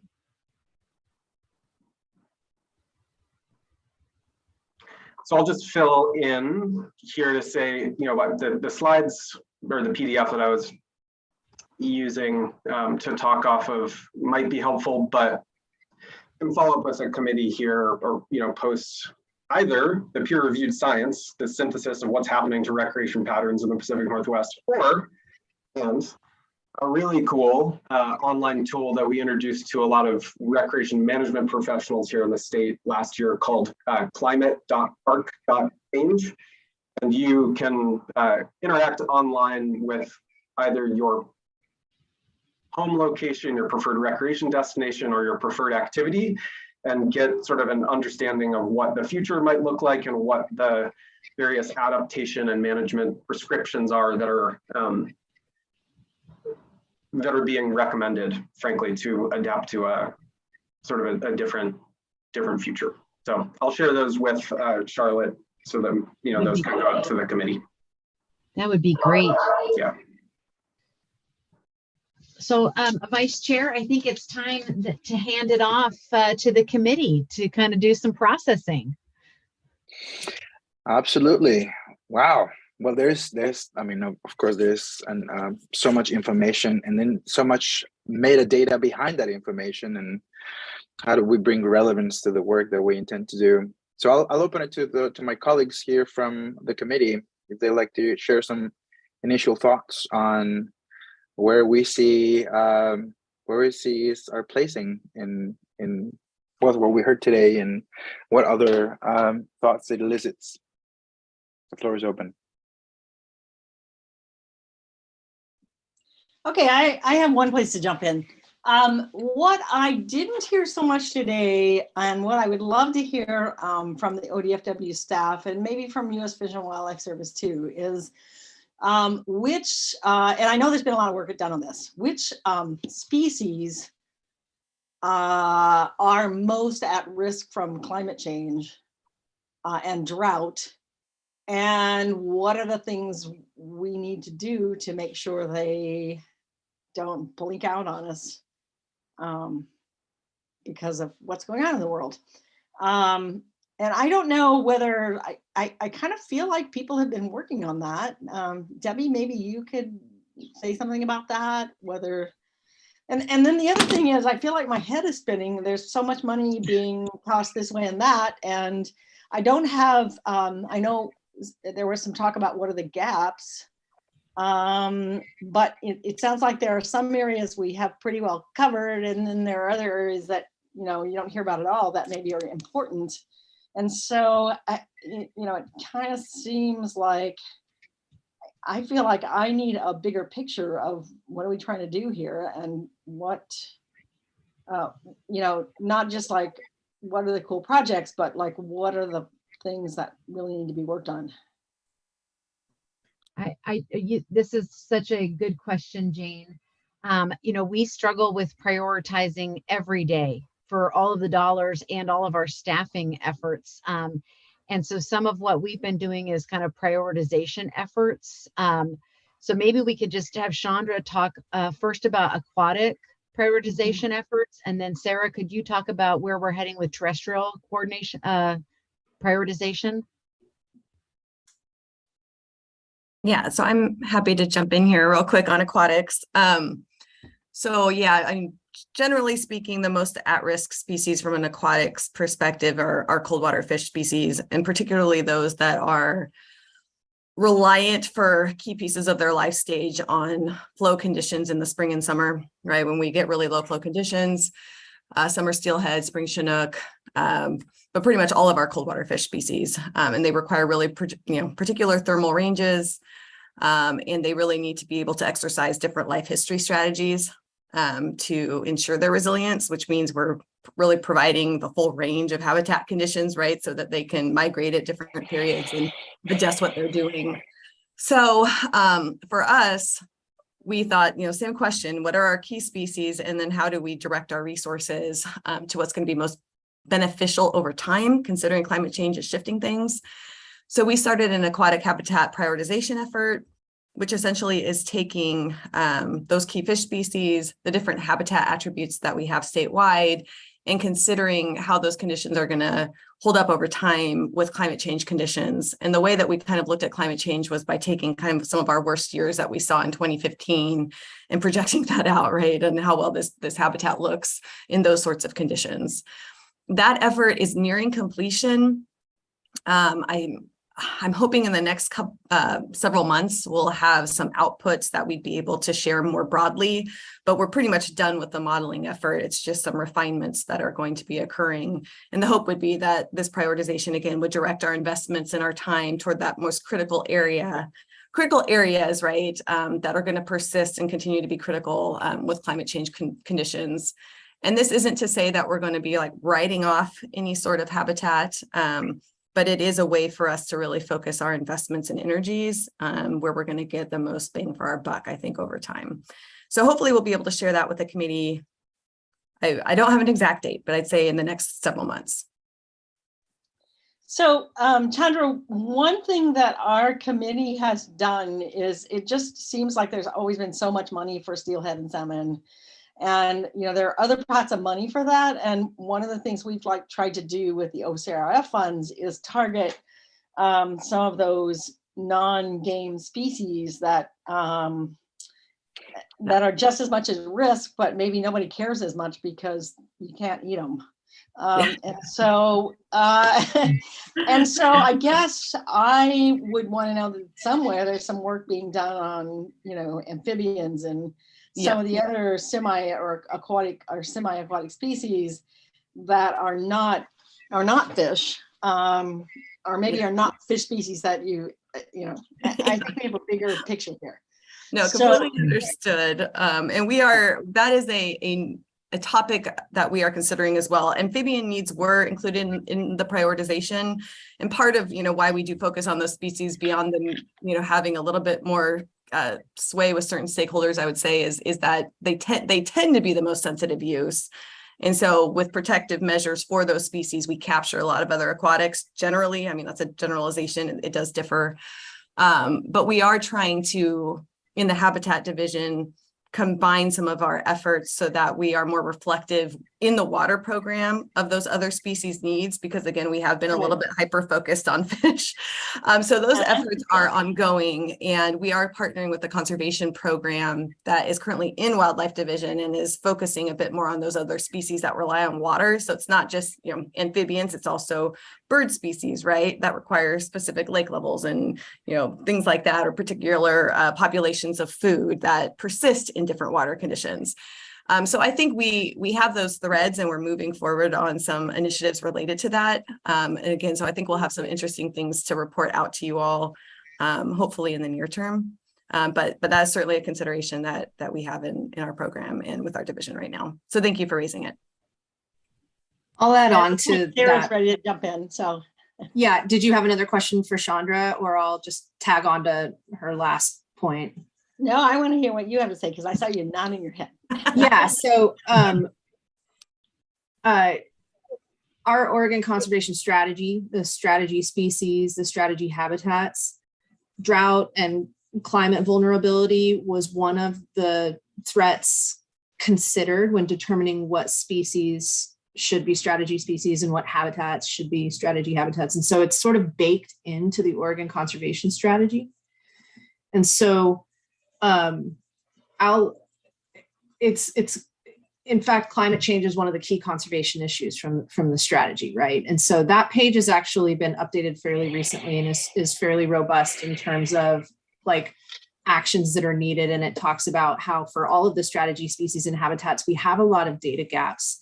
And so certainly something for the committee's consideration is what, you know, having that conversation with ODFW and with our conservation program of what are some of those key priority species that could be focused on to fill in some of those information gaps, particularly like what is their vulnerability to drying conditions or increased temperature or, you know, shorter green periods and or changes in plant phenology. So there's certainly questions there that could be tackled with funds if funds were available. The other way in which we're thinking about how we plan for our strategy species going forward is ensuring that we provide enough habitat connectivity, because maybe that we don't have to have all the answers about their specific needs. We just provide them with enough room and enough ways to get to that refugia that they know they need that we may not quite understand yet. And so that's where the Oregon Connectivity Assessment and Mapping Program comes in, or project comes in, OCAMP, as you often hear it referred to. And that is our big effort to identify the most important areas for wildlife connectivity. Once those are identified, which we're very close to having those modeled and reported out and produced. We've actually got most of the species models done. We're just in integration and validation stages right now. Then we'll need to be talking about implementation. What can we do to conserve those connectivity areas?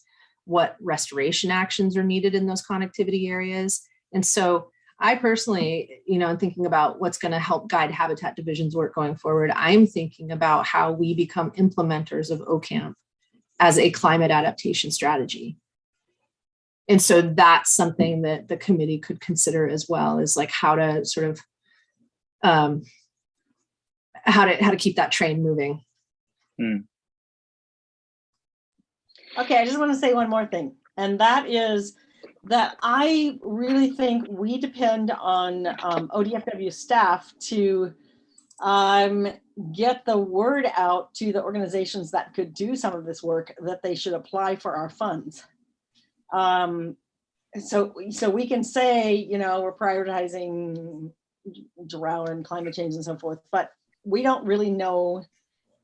We're just the committee members. We just read the proposals. We really depend on you guys to talk people into putting those proposals in, if that makes sense.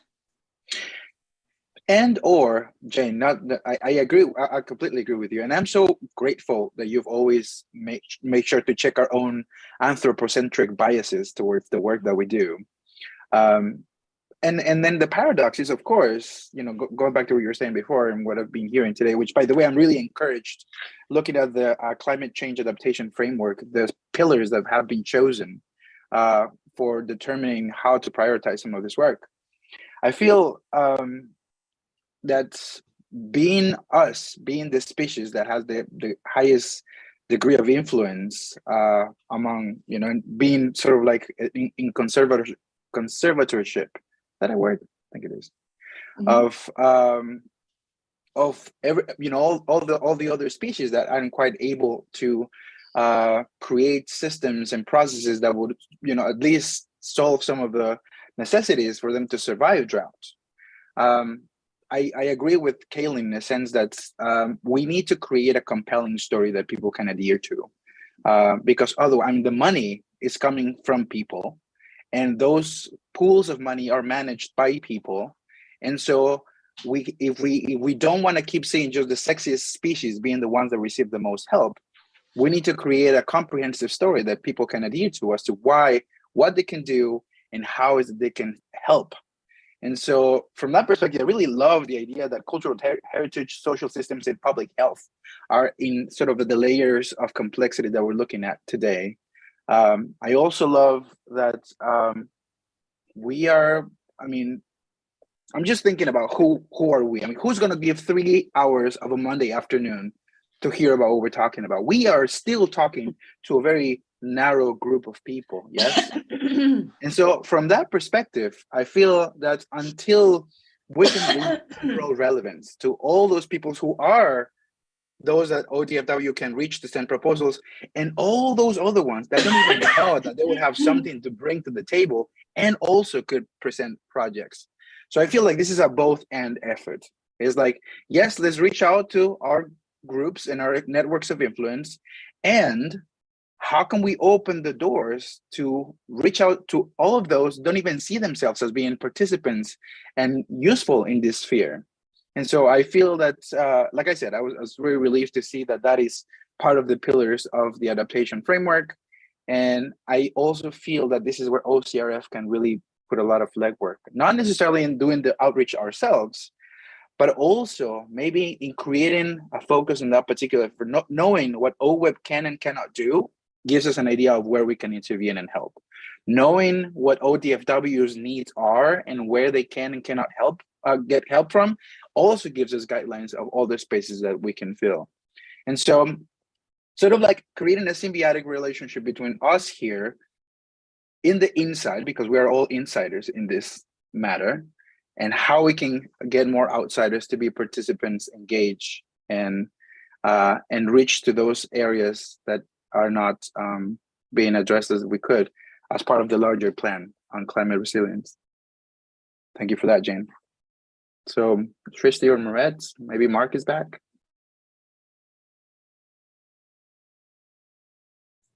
I can chime in. I guess I have a question for the group. We've struggled a little bit with, as Jane said, what are the priorities? What are the priority species? Where are the priority places? And we've gotten some advice from ODF&W, and just having the technical review has been an outstanding improvement in our evaluation of grants. My question is, do you feel it would be helpful for us to target certain species or projects in a particular grant outreach cycle? I mean, we've sort of debated this because we don't want just all the beaver projects and there might be some excellent projects that deal with other things, but maybe having a bit of a focus. So any advice to us on how we can effectively get those priority needs out there so that we draw those people in that might have answers for us? I don't know if this will entirely respond to that question, but I think it's an example to think about with your drought dollars. So you know how we got the 8 million for fish passage. We had to spend it this biennium. That has turned out to be the most amazing gift to fish passage because it came with all of that infrastructure dollars coming in right behind. Now, if you're not familiar with the infrastructure dollars, it's really all project work, no staffing, and it's only 5 years. And what we've been able to do is really leverage at the front end the state drought dollars to help projects get teed up for construction under the federal infrastructure funding. So it was kind of like people wanted to get projects on the ground, but they weren't ready. They needed design, and we have front loaded a lot of that. So I tell that story because in some ways you might look at the OCRF drought dollars as a way of priming the pump for the PFA sub account. So, what are we can anticipate the kinds of projects that we would want the sub account to fund, but it's not going to be ready for a little bit, and it's going to be pretty large dollars. Again, I don't mean to make this more complicated, but it's one way to think about this. So an example might be maybe OCRF drought dollars front load some of the research and prioritization for beaver work, because then the PFA big dollars come in. I mean, this is private forest accord. My apologies to everybody listening, but this is that the grant through the private forest accord that Sarah mentioned that's going to be up to like $25 million a biennium going forward under the OCRF. So you imagine you might prime the pump with some front end beaver research that then the PFA larger dollars can come in and do construction or restoration or other things. It's just an example. I'm not trying to kind of bias you, but it's just one more way for you all to be thinking about how you leverage your dollars, your drought dollars.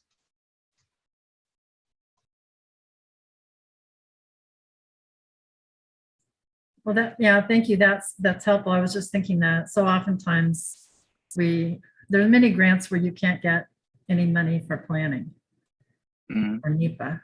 And I think we can fund that. I think, Charlotte.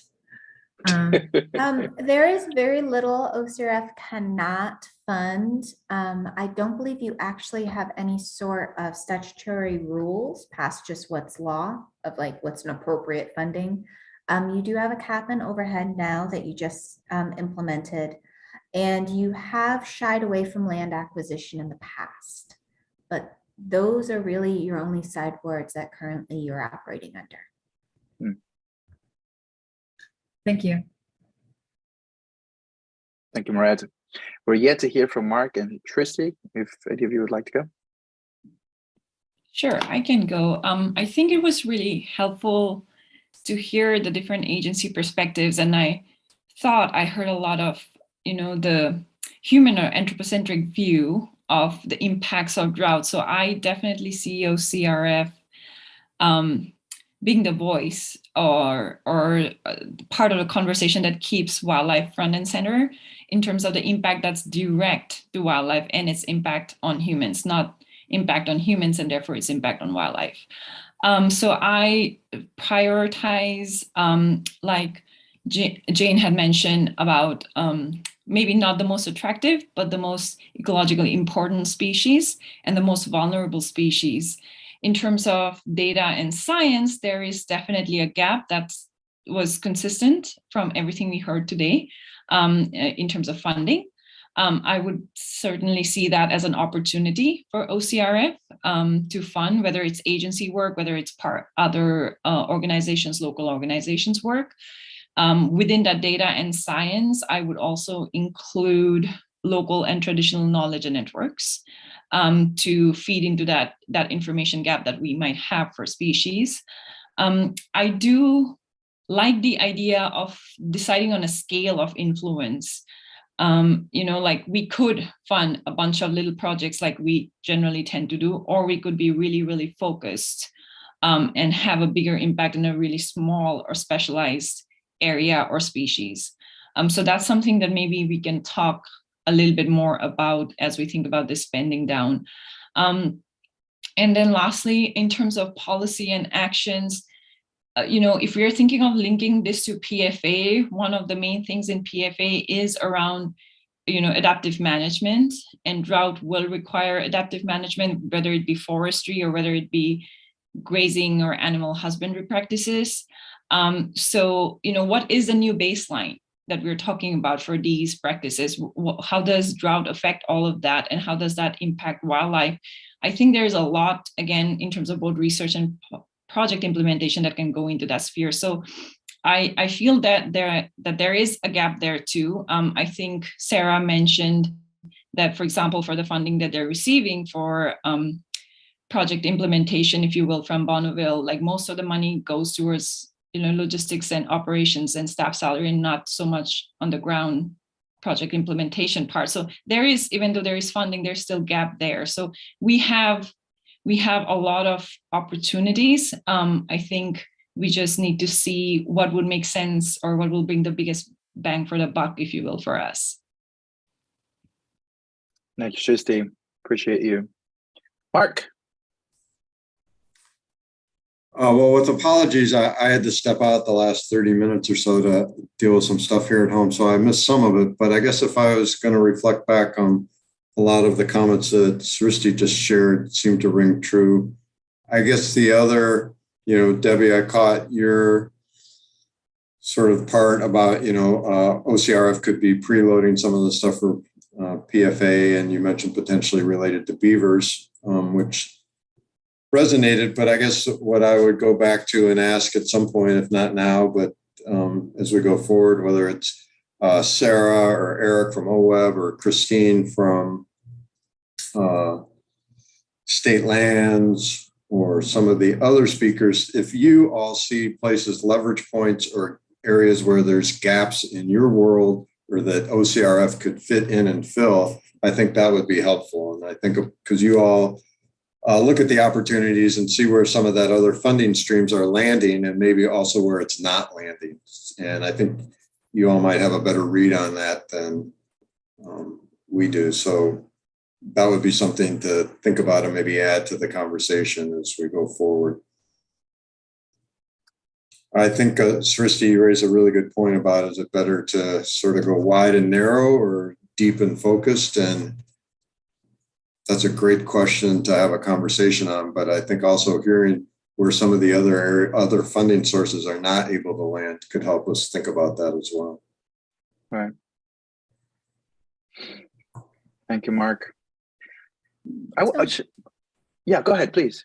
Oh, I was going to say, Mauricio, please go ahead. But I actually might, with your permission and Debbie as well, that might be a really great transition after you speak, Mauricio, to maybe turn the tables and ask the agency members to give maybe 2 to 3 bullets of like, what would you love to fund but can't? Or what is your like top wish list of a couple things? And I think that here at ODFW, we talked about a couple of those example gaps, but this might be a really great way of doing some summary. So maybe Ratio, when you're done, Debbie, if you're comfortable and willing, that might be a great way to tee us off next. That sounds great to me. It sounds good to you, Debbie. The only thing that I wanted to add is that, so we're talking about droughts, and a theme that I'm sort of like hearing is that we are seeing drought as a symptom of a much larger phenomena. But it is, of course, one that feels more real, it's more tangible for a lot of the folks, just in the way that we recreate, as Kaylin was talking about, how it affects the way in which we work. So I feel that this is also a huge opportunity to create the kind of awareness that you can feel in your bones and moves us into a larger spectrum of ways in which we can address the larger issue. So that's more or less sort of like another, after Srishti talked, that sort of like also rung true to me, a part of the conversation we had today. So I love your idea, Charlotte, and of hearing. So where do you see us fitting into your desired outcomes? Debbie, whenever you're ready. Well, maybe we could go to our Oweb colleagues. They just have such a long history of funding great projects on the ground, and I think you probably have years of having to say no. So maybe we start by hearing, because there's always more great ideas than there is funding. So maybe we could start with Eric and Stephanie about opportunities. Sure. I think I would start by building on one of the things that Sarah talked about in her presentation, and it relates to what we all recognize is a change in hydrology over time, less snow melt.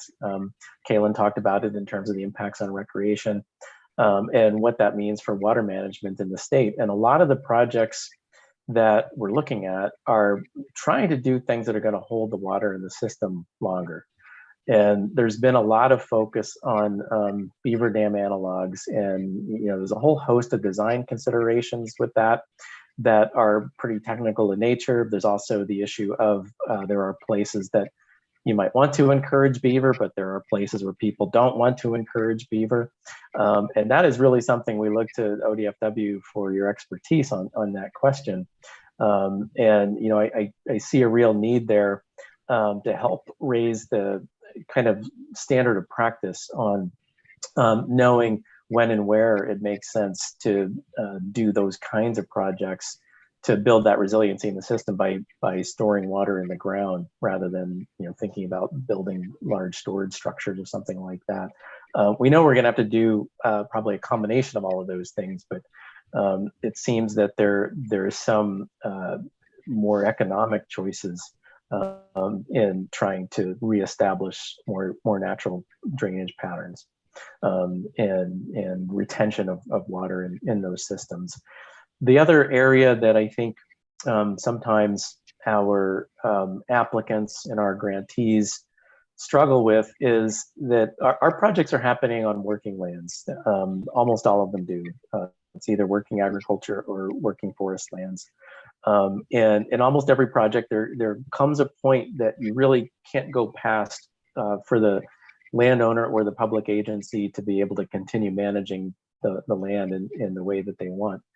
And I don't really have a proposal or an answer to that issue, but it is something that we have to factor into these decisions and funding decisions and grant making decisions that we make, is how can we build the most resilience into the system and still acknowledge working lands going forward. And as Stephanie mentioned in her presentation, that's what the Agricultural Heritage Program is about. And I think it's somewhat unique among the states in that it's a program to invest in conservation easements that protect both habitat and ag values. Most states have one or the other or both separate programs, and this one combines them into one, which is a really unique feature.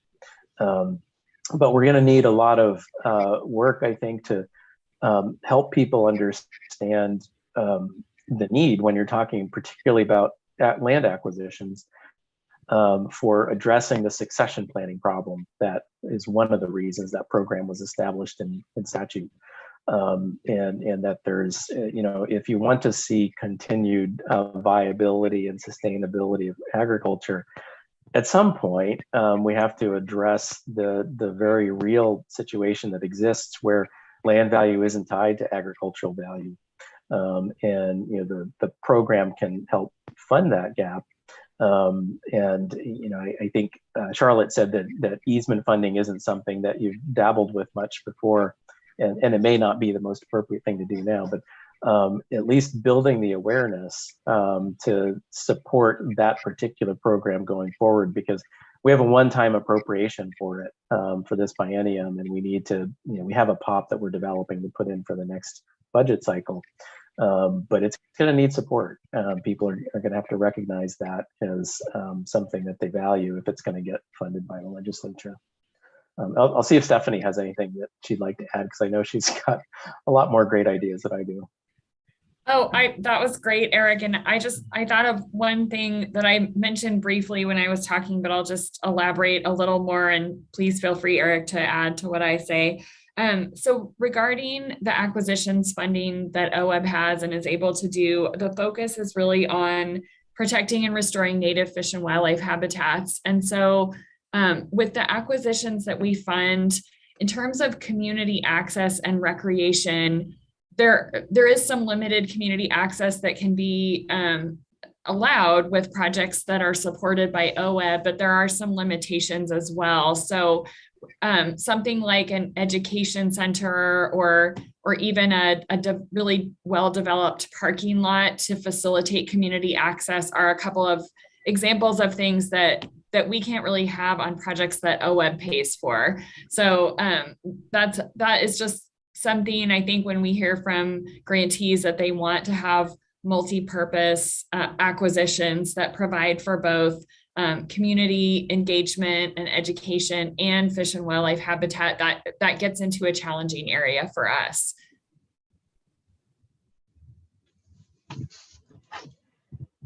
Maybe if Sarah or Chandra have anything to add on ideas, gaps that we see. I'm interested to hear Chandra's ideas too. I think I have maybe 3 things on my list that I would tee up for the committee's consideration. And the first is going back to what Mauricio was saying about storytelling. I really think that there's a powerful niche to be filled there, connecting people with the issue, but also with all of the good work that's going on to try to address the issue, and raising awareness of all the effort out there, providing access to all the effort. As Stephanie said, I think that's that is a missing link there, is community access to some of these areas where we're doing this work, to be able to educate them, but to give them an opportunity to connect with these natural areas. So that's probably my number one. The other 2, not in any particular order, but I do like where some folks, I think multiple folks were kind of going there, of how might we assess the landscape for where is it appropriate to be enhancing habitat for beavers or encouraging beaver use to create beaver modified landscapes, really doing that sort of prioritization and assessment for that work, since there is so much interest in it, and given the ecological tool that it offers, especially in advance of the private forest accord funding that we know is coming. So if we had a really good handle on where we want to focus beaver work, we'd be in a really great starting place for when those PFA monies come on board. And lastly, related to wildlife connectivity, and back to Jane and Moret's points about we kind of still need to drill down some more to know what species or where. Our conservation program folks, if they were in this workshop too, would be talking about how that 7 million in funding that went to ODOT was really specific to our ungulates, our deer and elk and the big species that pose a public safety concern. But it didn't go toward the non-game species, the strategy species. And we need to drill in to get more information about what their connectivity needs are. And so I think another, maybe it's a follow-on conversation. We'd be happy to reach out to our conservation program folks to say, give us your top 5 species that you'd want to focus on in OCamp. And they would probably be able to just spit it out right away. But I think that there's some potential opportunity there to be doing some on the ground work to benefit strategy species related to habitat connectivity, at least in terms of filling data gaps and knowing what they need in order for us to get to implementation. So those are my 3. So a question I have, Sarah, is who could you envision doing that beaver prioritization? I would turn to Derek. Do you want to help with that one? If we were going to look to some outside organizations that maybe have the capacity to do that, if they had funding, like the Wetlands Conservancy, or who should we be encouraging to put that grant in? Good question, Jane. When this topic comes up, I point out that everybody's going to have their own priorities. So we almost have to start at what is our end goal, because if we ask a fish biologist what their priorities are, they may not align with a wildlife biologist or a hydrologist or others. Sometimes we want to find the areas that are the most low-hanging fruit. Other times we want to see which are going to potentially have the greatest impact as far as water retention or wildfire impacts. So that could be any one of some NGO shops, GIS shops, just by consultation with subject matter experts. To oftentimes a necessary overlap is identification of beaver habitat, which there has been some beaver habitat analyses done in Oregon, even in Western Oregon, but we need it done elsewhere. So it's kind of a collaboration. I think that's where staff are interested in trying to help out in establishing or providing some of those parameters, such that we might have multiple priority maps based on what the needs are for those locales. And then that way, in my mind, we could serve up these kind of buffet of options to people based on what abilities they have. Or if they say, hey, I want to do some riparian work to benefit beaver or these secondary products, well, here's the map for that. Or if I just really want to put into BDAs, well, here's the best map for that. Ideally, we'll have something that's a monster, multivariate, exceptionally complicated, everybody's wishes go into it. But in reality, we can have multiple somewhat competing maps and serve up those various interests, because I don't think we're ever going to have just one map that does it all. So I think that allows a lot of various researchers to put in applications and to say, hey, I'm going to go bite off this chunk of this topic, or I'm going to go, expand some of these dam predicting models, and I'm going to tweak it or add to it or make it specific to North Coast or something. I think there's research, but my goodness, the GIS skills of even undergrads coming out right now are so impressive that I got to think that a lot of our watershed councils and others have the capacity to do that for their own backyard, and we can push everybody to go do that to meet their locale's needs.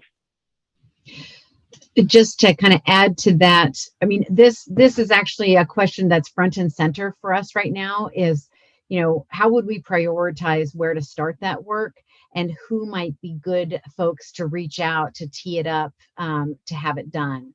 So I think we'll be able to kind of report back to the committee with some more ideas along these lines. And we do think that it's something that could be done outside of the agency and could be a solicitation. Thank you, Debbie. Shrista, you have had your hand up for a while. Go ahead. Thanks, Mauricio. I had a couple of comments. The first one related to what Sarah said, and I just want to sort of reiterate the challenges with funding for connectivity issues with the other hat that I wear, which is Defenders of Wildlife hat. I was part of the effort that led to the funding for the wildlife connectivity. And I can tell you for a fact that it's a really hard sell at the legislature to advocate for species that are really tiny and are not a problem for public safety. So if we don't come with those ties, we don't come with those baggages, our funding is pretty free in that sense. So if there is an opportunity to advocate for or further connectivity issues that are otherwise limited, ODOT being limited, ODF and W being limited, that is something that we could definitely discuss and look into. And the other comment I just wanted to build off of what Derek said was the other thing we could also look into for beavers is the fact that the final recommendation report that came out of the Beaver work group at ODF and W Commission could also be a guiding document for us to look into what they recommended for beaver conservation, habitat restoration, and just beaver recovery in certain areas. And the other part we could also sort of tap into are just past grantees, including tribes who have benefited from OCRF funds that relate to beaver restoration. Just consult them and use them to locally network for us to get the information we need to help us prioritize areas or issues to focus on. So just a couple of thoughts there. Thank you, Srishti. I have one more thought that I don't know where it could go, so I'm just going to say. So one of, we keep thinking about like, well, how do we go about prioritizing things, or, which species, and I went back to one of the slides that somebody presented on how when we were trying to build beaver habitat, it ultimately created a great deal of benefit for salmon as well. And I'm wondering if there are other spaces similar to it that have adjacent collateral benefits that may help us, have multiple. So once you address one, you're at the same time addressing many. And if there are more of those spaces, then that would be also an interesting space for OCRF to just jump in, or with the advice of all of you, to sort of lift the potential for adjacent benefits. So I'm not sure where I would go, but feel that might be an interesting filter to put into some of our prioritization efforts. Caitlin, so sorry. Yeah, I didn't see it. No, I was going to build on that, and not as much from the standpoint of ecology or biological benefits, but sort of adjacent program benefits. If I can borrow where your thinking was going, the gaps that I've heard today and in past conversations that I think this committee might have a unique role to help fill. Obviously on this topic of drought and climate change and resilience, but it's organizational capacity, it's planning, especially interdisciplinary long-range planning, it's partnerships, needed research, and certainly communications. And I borrowed the thinking there to say, like, to the extent those things haven't happened, it's harder to leverage future dollars. To the extent they happen really well, you build the scientific case, you build the public support case for future investment, and OCRF has a chance to really lead in that sense. And so I'll bring it back to recreation for just one moment, which is to say it would be really hard for me to make the case for additional investments in outdoor recreation resilience in the absence of a state vulnerability assessment of our recreation facilities. We don't have that, so it's really hard for me to tee up that conversation, right? You could apply that, more to the core non-game species that this committee is concerned with, but yeah, that's sort of where I see this multiplier benefit that OCRF could play. So thanks for letting me. Thank you, Caitlin. Yeah. Yep. So we just need to identify how many of us are the Humboldt of this space that could just bring multiple disciplines and see where the interjoining benefits are. I can see we can find them. Any other thoughts? Okay, I'm going to pass it back to, would it be you, Debbie, or you, Charlotte? Wow. I think we gave everyone quite a bit of food for thought. Yeah, so, oh, go ahead, Debbie. Oh, did Chandra have her hand up? I was gonna say, so I'm not sure if Chandra, if you wanted to add on, we kind of webbed out a little bit, but we would love to maybe hear from you. And then after that, I think I will officially pass it back to you, Debbie, to kind of help wrap us up because we're about 13 minutes before our end. And I think, Moret, if you wanted to add anything, I also saw your mic go on and off. So I'm not sure if you want to tag on after Chandra. Nope. Okay. And take it away, Chandra. Yeah, thanks.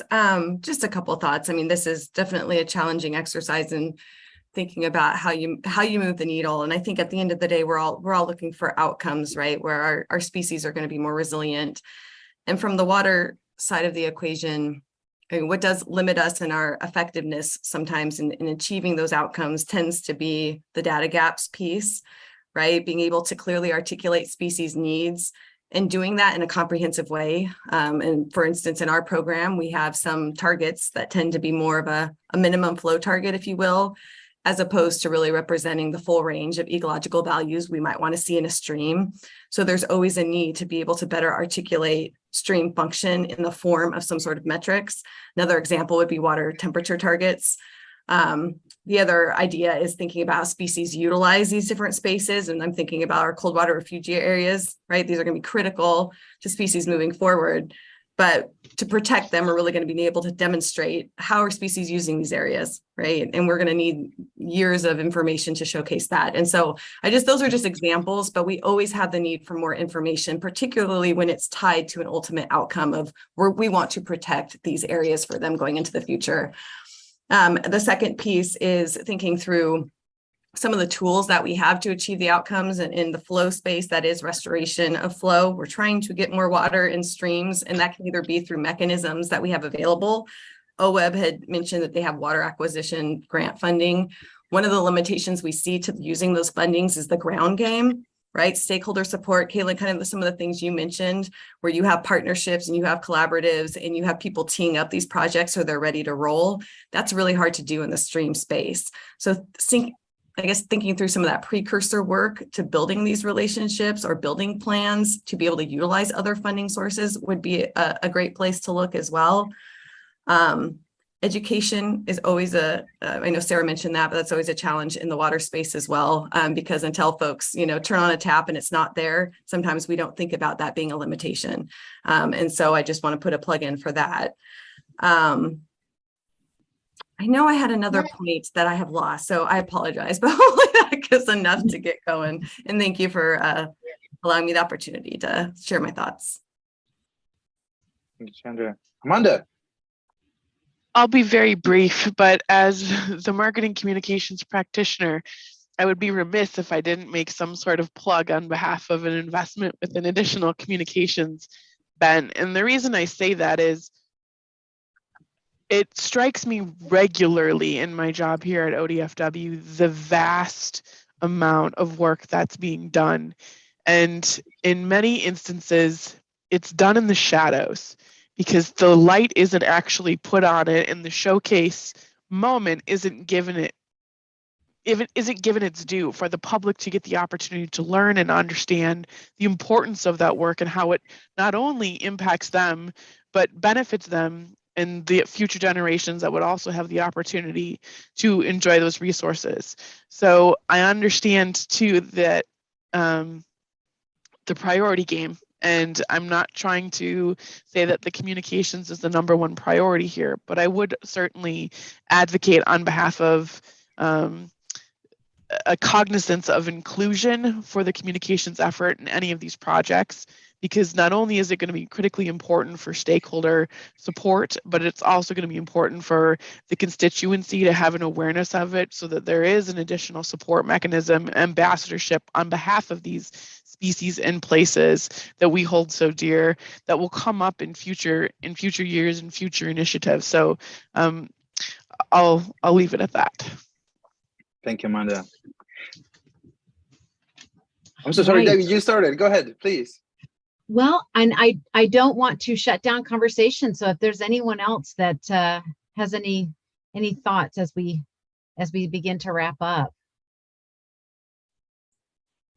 I guess I do. I was just thinking back on Shristi's comments on scale. and just what Oweb did for the Deschutes, and our ability to reintroduce anadromous fish by the special project. I can't remember exactly what the name was, but all of our nonprofits decided not to compete for the piece of the pie. They decided to ask for the whole pie, and Oweb funded them. And there was this incredible momentum because of the scale of it and all these different organizations involved. There was so much publicity about what was going on the Deschutes, trying to get anadromous fish back on Waichus and other places, that people started going, what's all this stuff about Waichus? We've never heard about it before. Now it's everywhere. And I think there is a certain advantage to thinking in a large scale and prioritizing some areas, because you get so much more traction with communications and visibility. So anyway, that is just something to think about. And thanks again, Oweb, for that money, even though our fish counts are still pretty sketchy, but it's a big restoration experiment. But it's been very interesting to watch. It's still a lot of work to do. Yeah. Well, Mauricio, maybe I could just kind of see if I can capture some of what I've heard and then hand it off to you to get the final word. Does that sound good? Wow, no pressure. Okay, go ahead, Debbie. I think that this has just been such a great conversation. And I hope that you feel like it's kind of set a good foundation for rolling up your sleeves in September and thinking further about how you want to prioritize this funding, and you're, at that point, engaging with our stakeholders as they have additional thoughts for you to consider. What I heard is just, looking at opportunities for scale, opportunities to prioritize, looking at what is like the most vulnerable species and how you can make the biggest difference in terms of those species. A lot of focus on storytelling, education, and partnership, and how to leverage these dollars to those ends. Ways to think about kind of using these dollars as a precursor to groups being successful at leveraging other dollars, or creating standards of practice, or addressing data gaps and research needs to help projects kind of use as a jumping off place for additional work. I will just continue to say that it's just such a good opportunity to have this kind of flexible funding. I mean, honestly, when does this happen in state government? And just, I'm looking forward to continuing the conversation with all of you in terms of how we maximize the benefit for the conservation strategy. So looking forward to September, and we will work with Charlotte to review the conversation today, think about what additional materials we can prepare to help support you in this conversation, because it's almost like being in a candy shop. There's just there's too many goodies to look at, and just kind of how can we help support you to refine your plans for September.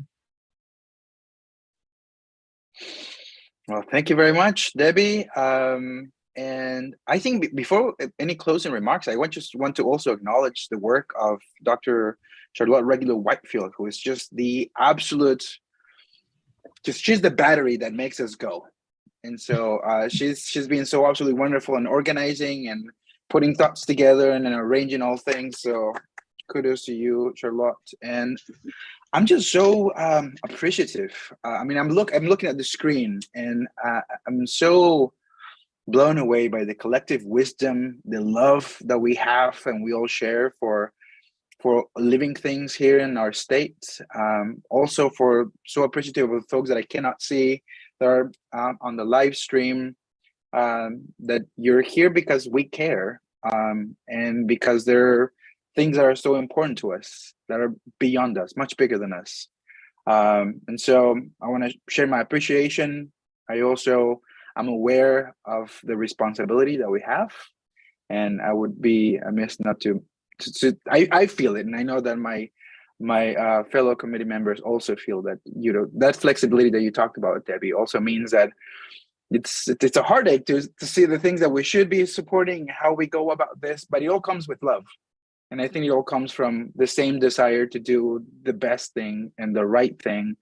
And so, yeah, what a light to be here with all of you, and such a blessing to share your presence. And I very much look forward to having some meaningful conversations to do the absolute best that we all can to make our states and our nature thrive. That's about it. Charlotte. Wonderful, thank you all. So with that, I think we are coming to a close. So just for some housekeeping of everyone here and also listening online, as we discussed all these presentations and as we watch them, all those materials will be updated on our OCRF website so that you'll have access to those to review and look through. And we've also talked about many hard copy documents. We'll be posting accesses to those as well on our website. But as always, we always encourage you to please reach out to anyone on this call or to myself, and I can connect you. And this is really just the beginning of our conversation. So at the next OCRF meeting, we will be continuing this. And as always, we always want to hear from you, the stakeholders and the individuals on the live stream. So please come to our next meeting. We'll have an open public kind of comment period and discourse period so we all can reflect and continue this conversation. So with that, with the chair's permission and with yours, Debbie, we might call this meeting to a close. Sounds great. Thank you all. Thank you all. Thank you. Great conversation. Thanks all. Bye now.